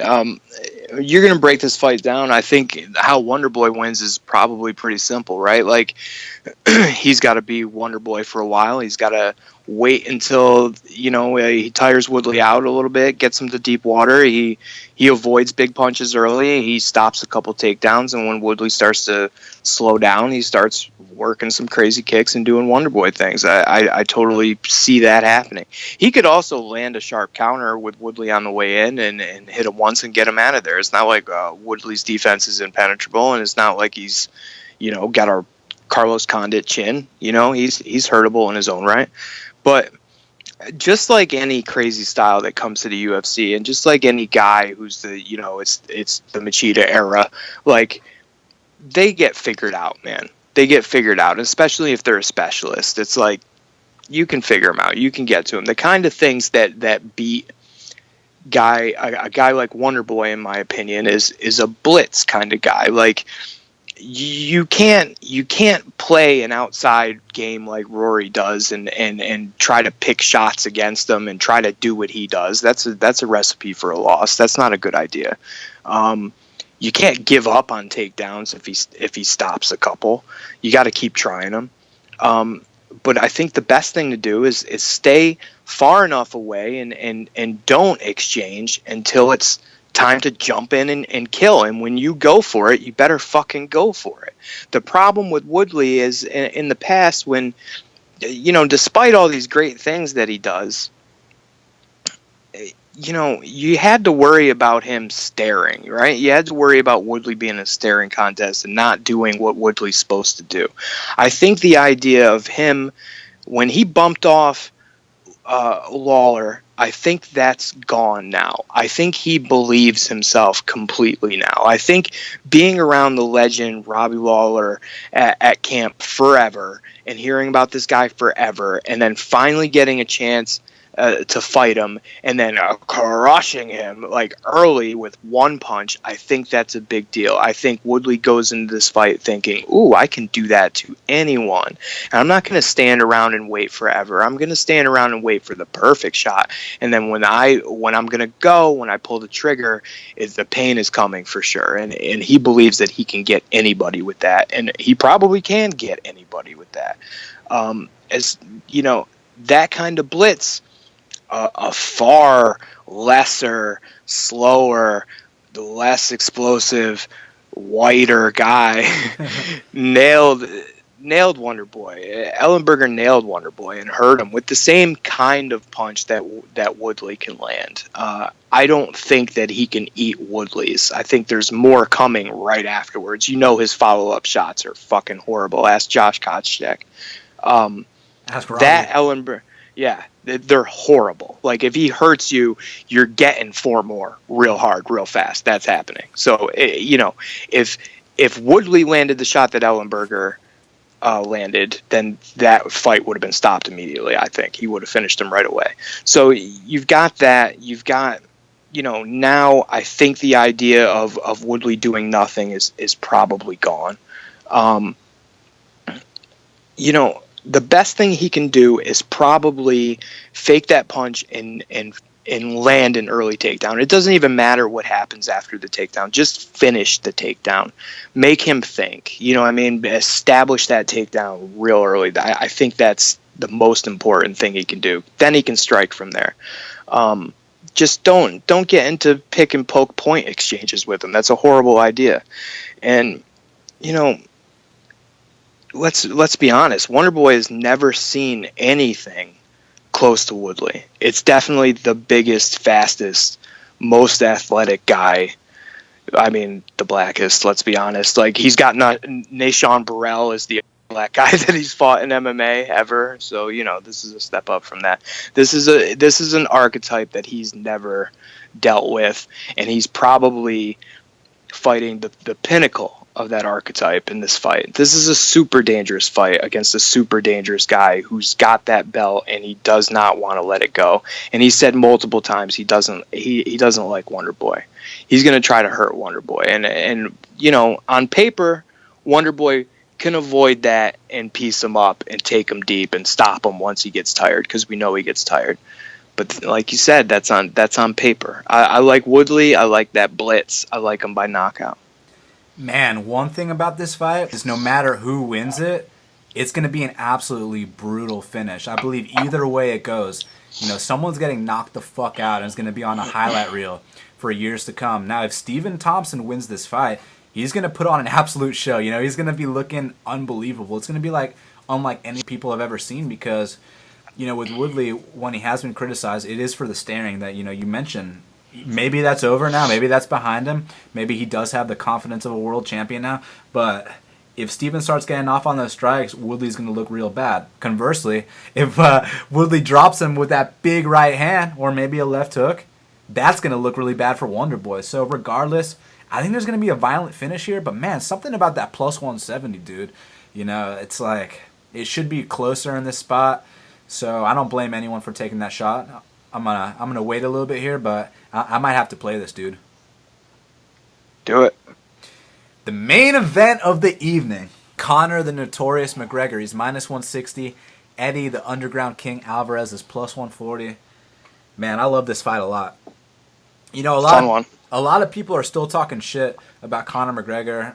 Not that their opinion really matters, but they're still saying shit like, oh, he didn't really earn his title shot, even though he beat Max Holloway, knocked out Dustin Poirier, knocked out Chad Mendes, and then knocked out the great Jose Aldo. Even though he did all that, he didn't really earn his title shot. I mean, I don't know what else you have to do. And then people are like, oh, but he beat Seaver to get a title shot, when in actuality, he beat Dustin Poirier in the first round to get a title shot. And then, if you recall, he beat Dustin Poirier in September, and then in October, Jose Aldo had a fight scheduled against Chad Mendes, and Conor McGregor sat in the first row. He was going to fight the winner of that fight, but it ended up being a 5-round war. Jose, you remember what his face looked like after that fight? And plus, he only fights once a year anyways. He had to take some time off. So Conor, if you understand business, you understand the fact that Conor was like, look, man, I'm an active fighter. I want to keep fighting. I don't want to wait, another 6 months to a year for Jose to be ready. It was another year because, Jose pulled out. So he's like, look, I don't want to wait another 6 months to a year for Jose to be ready to fight me. So what I want to do is, look, just give me a fight to stay active. Let me crush this can real quick. And then I'll turn around and fight Jose. And that's exactly what happened. People are like, he got his title shot by beating Dennis Seaver. It's like, shut the fuck up. Do you understand how business works? But look, the business shit has nothing to do with breaking down the fight. But I just thought it was important to bring that to the table because it's like, are you not connecting the dots here? I mean, that's what happened. That's just it makes fucking sense to me. And I'm not trying to be like, oh, but I'm the guy with a business degree. I'm not even trying to fucking go there. It's just common sense, man. You know what I mean? But anyways, as far as this matchup, look, what we got to look out for with Eddie Alvarez. I mean, the guy's got extreme durability. I mean, he's known for getting dropped early in a lot of his fights, and then he never gets knocked out. I mean, last time he got knocked out by was Nick Thompson, who, a big 170-pounder back in the day. And besides that, he hasn't been knocked out. I mean, fucking Mike Chandler fucked him up that first time they fought. Dude, if he does a chicken dance like that in the first round against Conor, it's going to be good night, Irene. Now, I heard some people saying Conor's power is not going to translate at 55, which I think is total horseshit because, look, man, he's not cutting the extreme weight that he was cutting at 145, which already there. I mean, did you see what he did to Jose Aldo, Dustin Poirier, Chad Mendes, and everyone else he fought? And then at 170, he goes in there against Diaz, and people are downplaying, the size thing because, Conor said, I fought a man 3 times the size of me. Yeah, it's a figure of speech. Duh. It's like he didn't actually fight a guy 3 times the size of him. I mean, that's just an expression. That's how you talk. So he moved up to 170 to fight Nate. I mean, Nate's a big 55er. And at, 170, when Nate doesn't have to cut those extra 15 pounds, he can absorb a shot a lot better. But let's not act like Nate didn't get dropped 3 times in that fight. And what I really like, it's not just the fact that he got dropped. I love how Conor sets up that left hand. It's not just a triple jab cross. He's got broken rhythms in there. If you're counting, I'm a drummer, so I know about counting. And if you're counting it, 1, 2, 3, 4, with the first 3 being the jab and the 4 being the cross, Conor doesn't even fuck around like that. For him, it's 1, 2, 3. That's the rhythm he brings to the table. So you're basically going jab, jab, jab, cross. So that's how he does shit. That's his fucking rhythm when he's throwing that triple jab cross. And then if he's just throwing the 1, 2, it's not 1, 2. It's 1, da, da. So this dude's rhythms in there, they're absolutely unbelievable. And he can knock out anyone in the world. As we've seen with Eddie, it's about, is he going to be able to take the big shot here? Now, it's not just the left-hand shot, even though that is Conor's big weapon, but I mean, if one of those spinning heel kicks hits you on the chin, that's going to hurt too. The thing we got to worry about with Conor is, the same shit we've always had to worry about with Conor. If someone gets on top of him, even though the fight doesn't end there, you remember Chad getting on top of him, Conor was able to get back up to his feet, even escaped an alpha male guillotine in that fight. With Eddie, he does have a good grinding style. The Pettis fight was good evidence of that, but I actually think that Conor's distance management, as it's a big factor in all of his fights. It's going to be a huge one here, man. I think he's going to keep the distance where he wants it. There's a big speed difference. He's going to be able to hurt Eddie. Now it's about, can Eddie come back and, make it a brawl where, technique doesn't matter, where they're both tired and Eddie can thrive in those deep waters. It's about, can it get that far? I don't think it will, Sean. I think he's going to put away the underground king, the undisputed UFC lightweight champion, Eddie Alvarez. I think Conor's going to knock him out, man. And minus 160, not a big fan of the price. But, let's see if, Eddie's really fucking confident going into this fight. But at the same time, it's not the confidence that I would want to put my money behind because, he's another one of these guys that he thinks it's a game. And when all these guys think it's a game against Conor, they don't realize that this is a serious fucking fighter you're going up against. This isn't a joke. The only dude that realized it wasn't a game was Nate Diaz, man. I mean, Nate, people think that Nate was disrespecting him, but he wasn't at all. Nate knew what was at stake. He knew how dangerous Conor was, and he approached the fight accordingly. With Eddie, he's one of these guys like Aldo that thinks, oh, McGregor's a joker and this and that. And when you start thinking like that, dude, you're going to wake up looking at the lights. And I got Conor McGregor by knockout. He will be the first man in UFC history to hold 2 belts in 2 separate divisions simultaneously and new.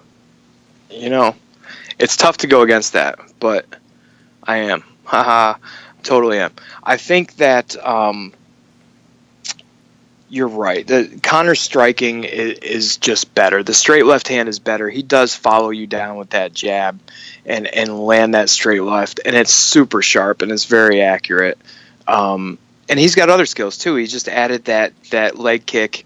The spinning kicks are kind of like every time he throws one, I'm like, why are you bothering? Just punch. But Sean, they're pretty can good. I cut you off? Sorry. I'm glad you brought up that leg kick. And to me, it's not just the fact that he added the leg kick. It's the fact that he game planned. He didn't just rely on his ability of, oh, this guy can't take my left-hand shot, just like everyone can't take my left-hand shot. In that specific fight, he realized that, look, Nate might not get knocked out, so I got to be able to address this guy's weakness and fight smart. That was a big sign of maturity in his game, in my opinion. Yeah, no, I totally agree. That's where I was going next with this. Was I shit on him for being a quitter. I shit on his coach for never having put together a game plan that we've seen happen and work before. I shit on him for being one note, and all those things were wrong. Not only, like, I've always been a fan of the dude. You know what I mean? Like, he's great, but he got that much greater. Like, he reversed the whole situation. He did do something different. I was like, he is this guy. He is not that guy. He is the guy that he needs to be to win. And he was that guy that night. He landed leg kicks that set up punches. He worked a game plan. And he calmed himself down, and it worked. And he had an opportunity to quit, and he didn't. And he came back the next round. That's a tall order for anybody. Not anybody does that. That's great. He is great. Win or lose this fight, he's great.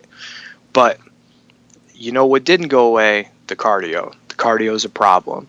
The cardio for him, due to his style, will probably always be a problem. As far as the 55, I think he's probably suited best to be at 55. I think he'll look better at 55 than he did at 45 or 70, which also adds up for a tall order for Eddie. But I think that Eddie is so confident and thinks he can win this fight because of that Mendes fight. The times that Conor got up were because Mendes went for that guillotine over and over again, and he did it in the same way, and there wasn't much set up to it. It was pretty fucking sloppy, actually.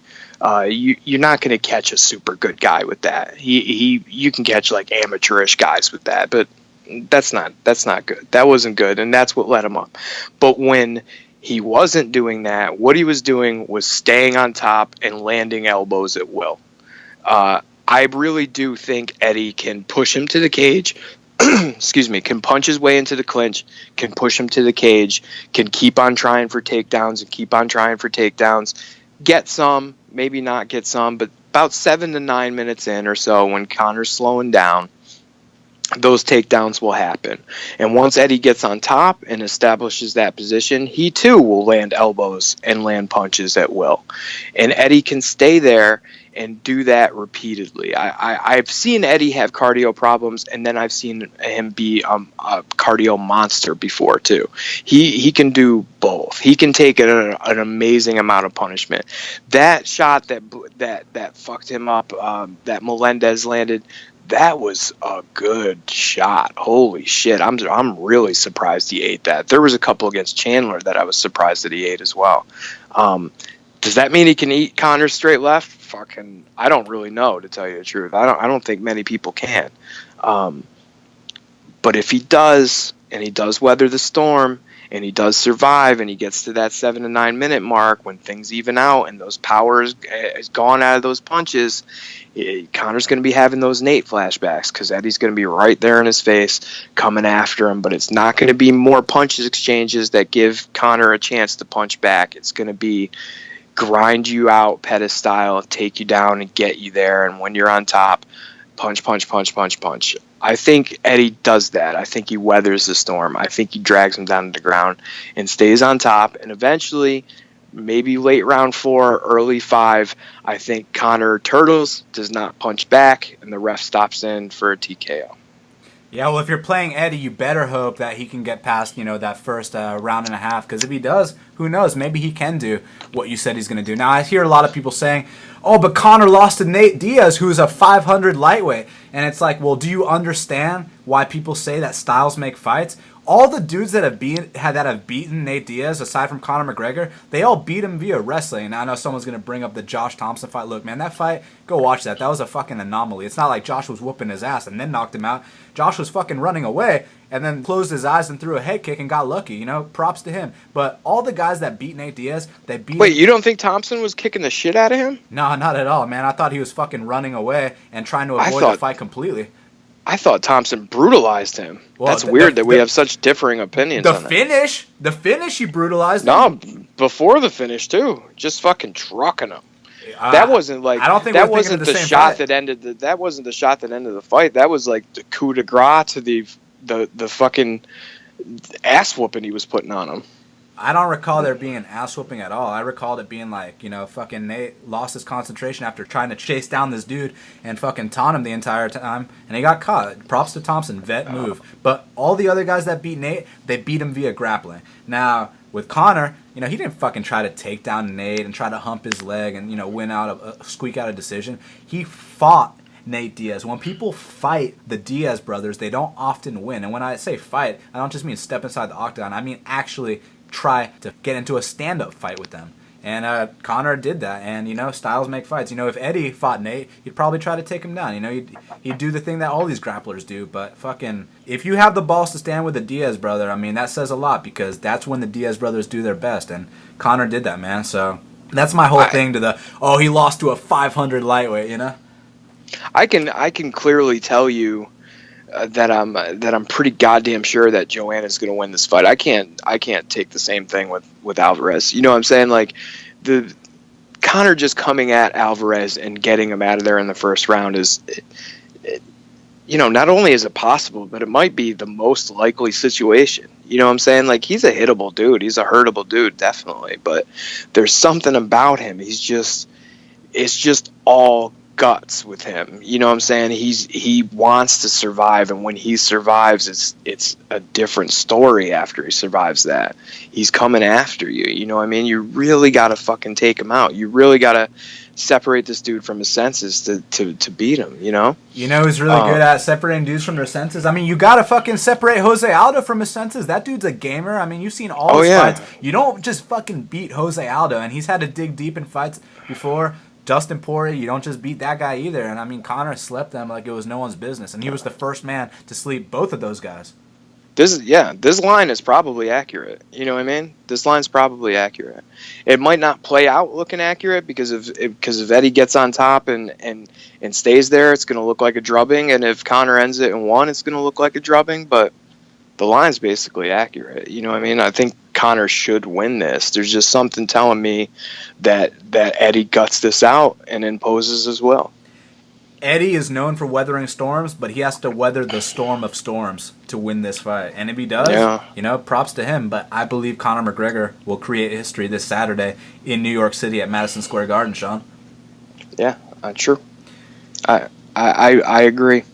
All right, well, Sean, let's talk about some of these early prelims, man. And going to the front of the card, we got Katlyn Chookagian. She's minus 170. The comeback on Liz Carmouche is plus 150.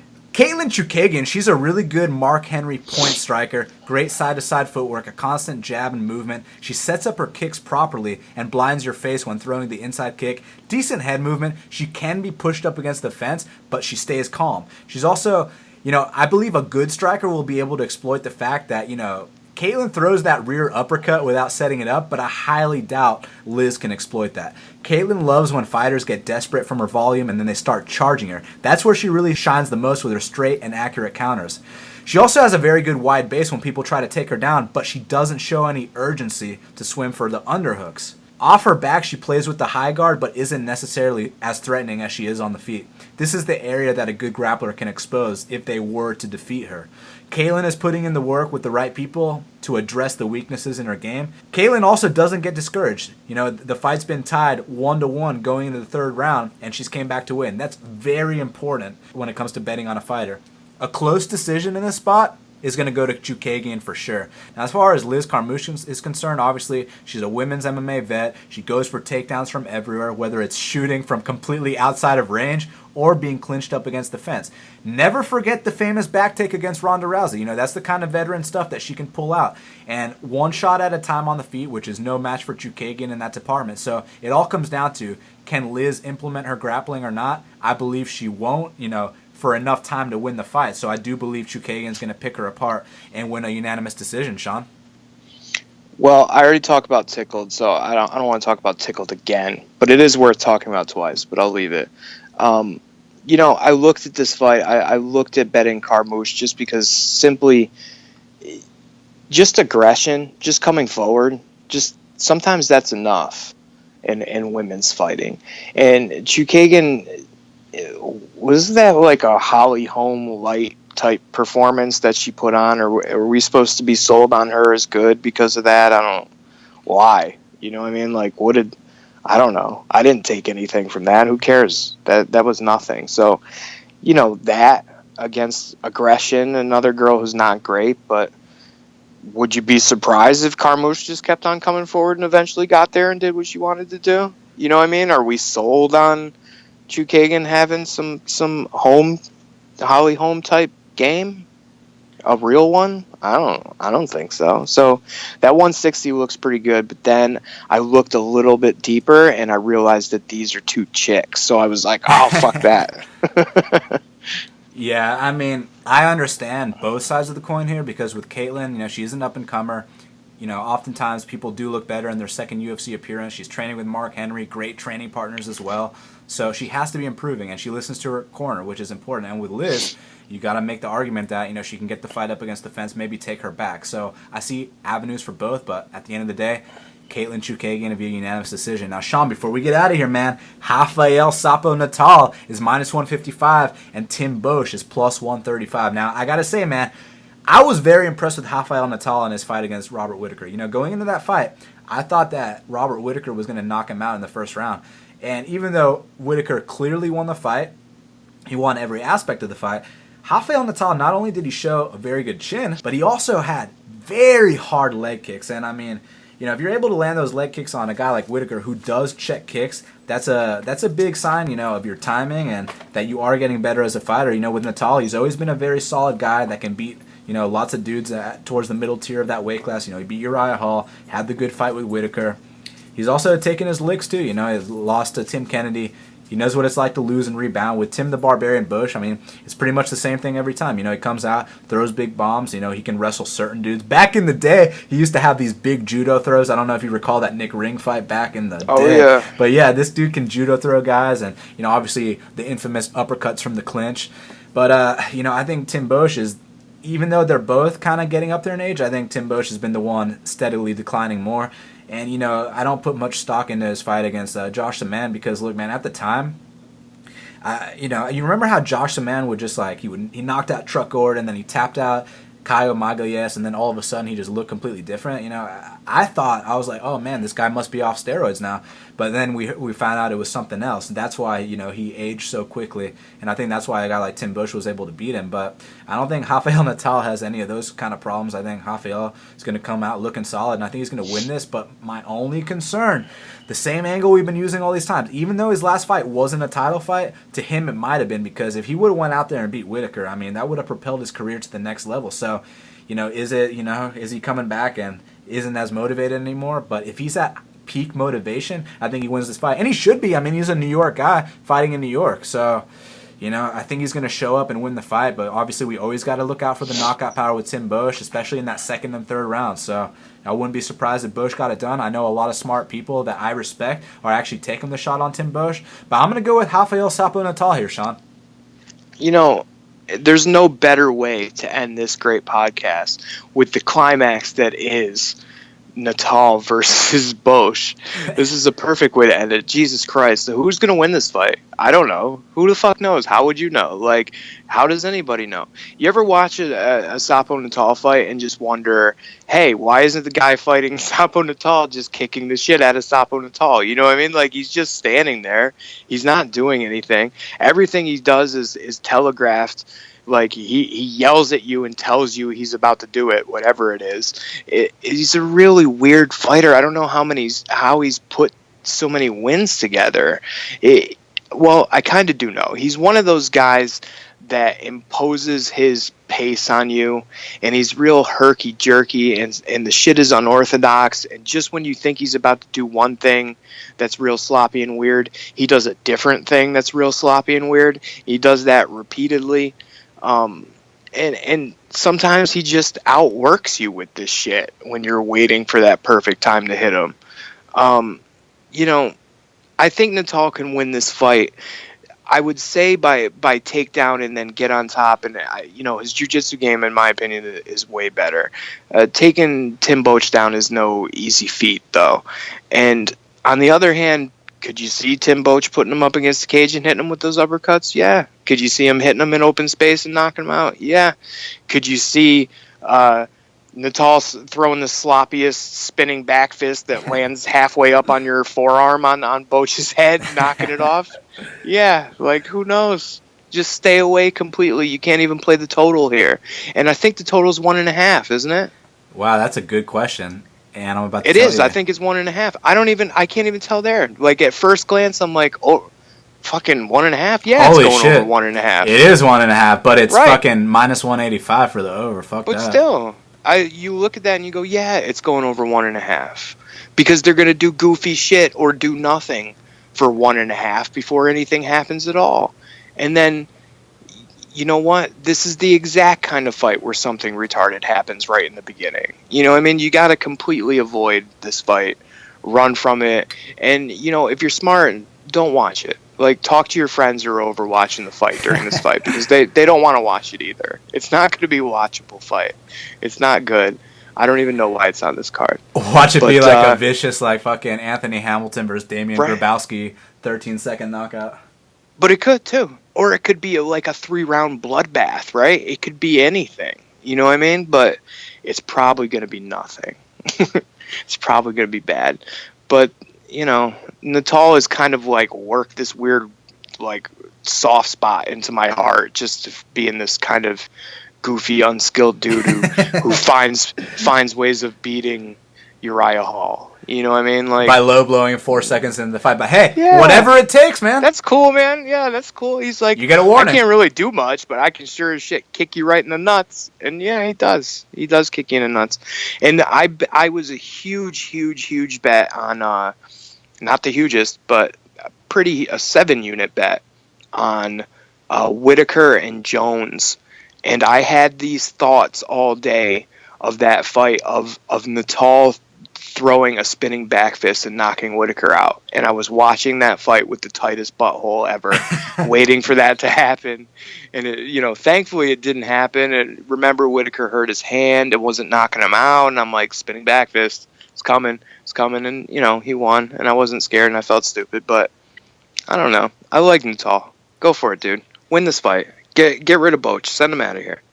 And, man, I can't wait to break down Whitaker's next fight. That's going to be really fun to talk about. And, dude, before we get out of here, the fight to watch and the fighter to watch. So, Sean Carey, what is the fight to watch at UFC 205? Oof. There's so many. The fight to watch, I got to go with I hate to do it, but I got to go with the main event. I got to go with Conor and Alvarez. I think this really has what it takes to be as exciting as Conor and Nate fights. You know what I mean? Like, it can be that. It can be Conor looking like Conor and Eddie being done, and then Eddie pulling some miraculous shit out of his ass and then completely turning the momentum. And fights like that are always super fun. I think this could be that. So that is the fight to watch.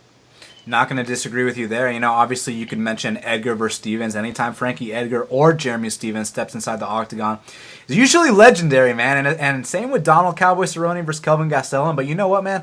I'm going to go with Chris Weidman versus Yoel Romero. I mean, anytime Yoel Romero fights, crazy shit happens. Anytime Chris Weidman fights, crazy shit happens. I mean, the dude's knocking out Anderson Silva, then he's breaking his leg, then he's fucking outpointing Machida for 5 rounds, stopping Vitor Belfort in the first round, throwing spinning wheel kicks in the 3rd round. I mean, the dude just has the wildest fights. I love watching Weidman. I love watching Yoel Romero. You know, if Chris wins this fight, this is a big deal to win in your hometown, MSG. That'll get him that title shot versus Bisping. Conversely, Yoel Romero wins this fight. That'll be, 8 wins in a row? I mean, you cannot deny him a title shot. Winner of this fight will fight Michael Bisping next. So, therefore, Weidman versus Romero is your fight to watch for UFC 205. Now, Sean, who is the fighter to watch? Who is the fighter to watch? Come back to me. Who's your fighter to watch? My fighter to watch is Michael Johnson. I mean, this is a monumental opportunity to be the first guy to defeat the undefeated Khabib Nurmagomedov, you know, not just in his MMA career, but more importantly, in his UFC career when Khabib, you know, he's currently ranked as the #1 lightweight on planet Earth. That's the deepest division in the UFC. Michael Johnson's number 5. If Michael Johnson can go out there and beat him, he might be right up there for a title shot. I mean, this is the only guy to defeat Tony Ferguson inside the UFC, and he might become the only man to defeat Khabib Nurmagomedov in the UFC as well. He gets this victory. Yeah, it's bright skies for Michael Johnson. He is your fighter to watch, and a plus 240 underdog, my lord. Oh, I should have stole that. That should have been mine. I will go with Joanna instead. I think. Wow. You know, I know. Wow. I hate girls' Is fights. this Sean Carey tattoo? I know, it's so weird. I hate girl fights, but this is like. But not this one. She is the reason why you watch fighting. People like her, like just a machine, just somebody really mean who really like takes pleasure in hurting people and does it really well. She's super fun to watch, even though she's a girl fighting another girl, which usually goes poorly. But she's the baddest chick on the planet. I mean, dude, she's always fun, man. Is she going to beat Ronda's title defense record? I believe she's only 2 away, so she got to beat Karolina and Jessica Andrade, which those are the 2 baddest girls at 115, not named Joanna, in my opinion. Yeah, she's going to kill them both. She's going to kill them both because she has something that they don't have. Just special elite level talent, and there's going to be more girls with special elite level talent coming, but at 115 she's the one. She's the only one. There's some good ones, but not like her. You are correct. And dude, I mean, I think that wraps it up. We've been going for a while. I mean, this weekend is going to be absolutely historic. I want to thank everyone for taking the time to check out this very special UFC 205 edition of Half the Battle. It's been an absolute pleasure. Sean, let them know where to follow you, man. You can follow me at Sean Carey Tattoo on Twitter and the same on Instagram if you actually want to see my tattoos. And I have 8 bets up for this event. Some dogs, some parlays, some good stuff. And if you sign up for that, I also have, I think, 2 bets for UFC 207, a bet for 206, a bet for the next Bellator. They're all on there. So once you sign up, I have to lock them in at the numbers I get them, so they're on there. So if you sign up for 205, you get those too. So just go ahead and do that. Do that right now, matter of fact. And you can check out my plays at bestfightpicks.com. You can follow me on Twitter at bestfightpicks. Make sure you subscribe to Half the Battle on iTunes, SoundCloud, YouTube, and Stitcher. Guys, keep hooking up the subscriptions, the likes, the retweets, the everythings, man. The 5-star reviews. It absolutely means the world to us. And, you know, thank you everyone for the amazing response to bringing Sean Carey to the show. I'm stoked you guys enjoyed it. And, shit, man, we're going to keep doing it up. What's the next fight? We got our boy Albert Morales is fighting our other boy, Tomas Almeida. That's going to be wild while it lasts, man. Cannot wait to talk about that. But until the next time, let's cash these bets. Out there.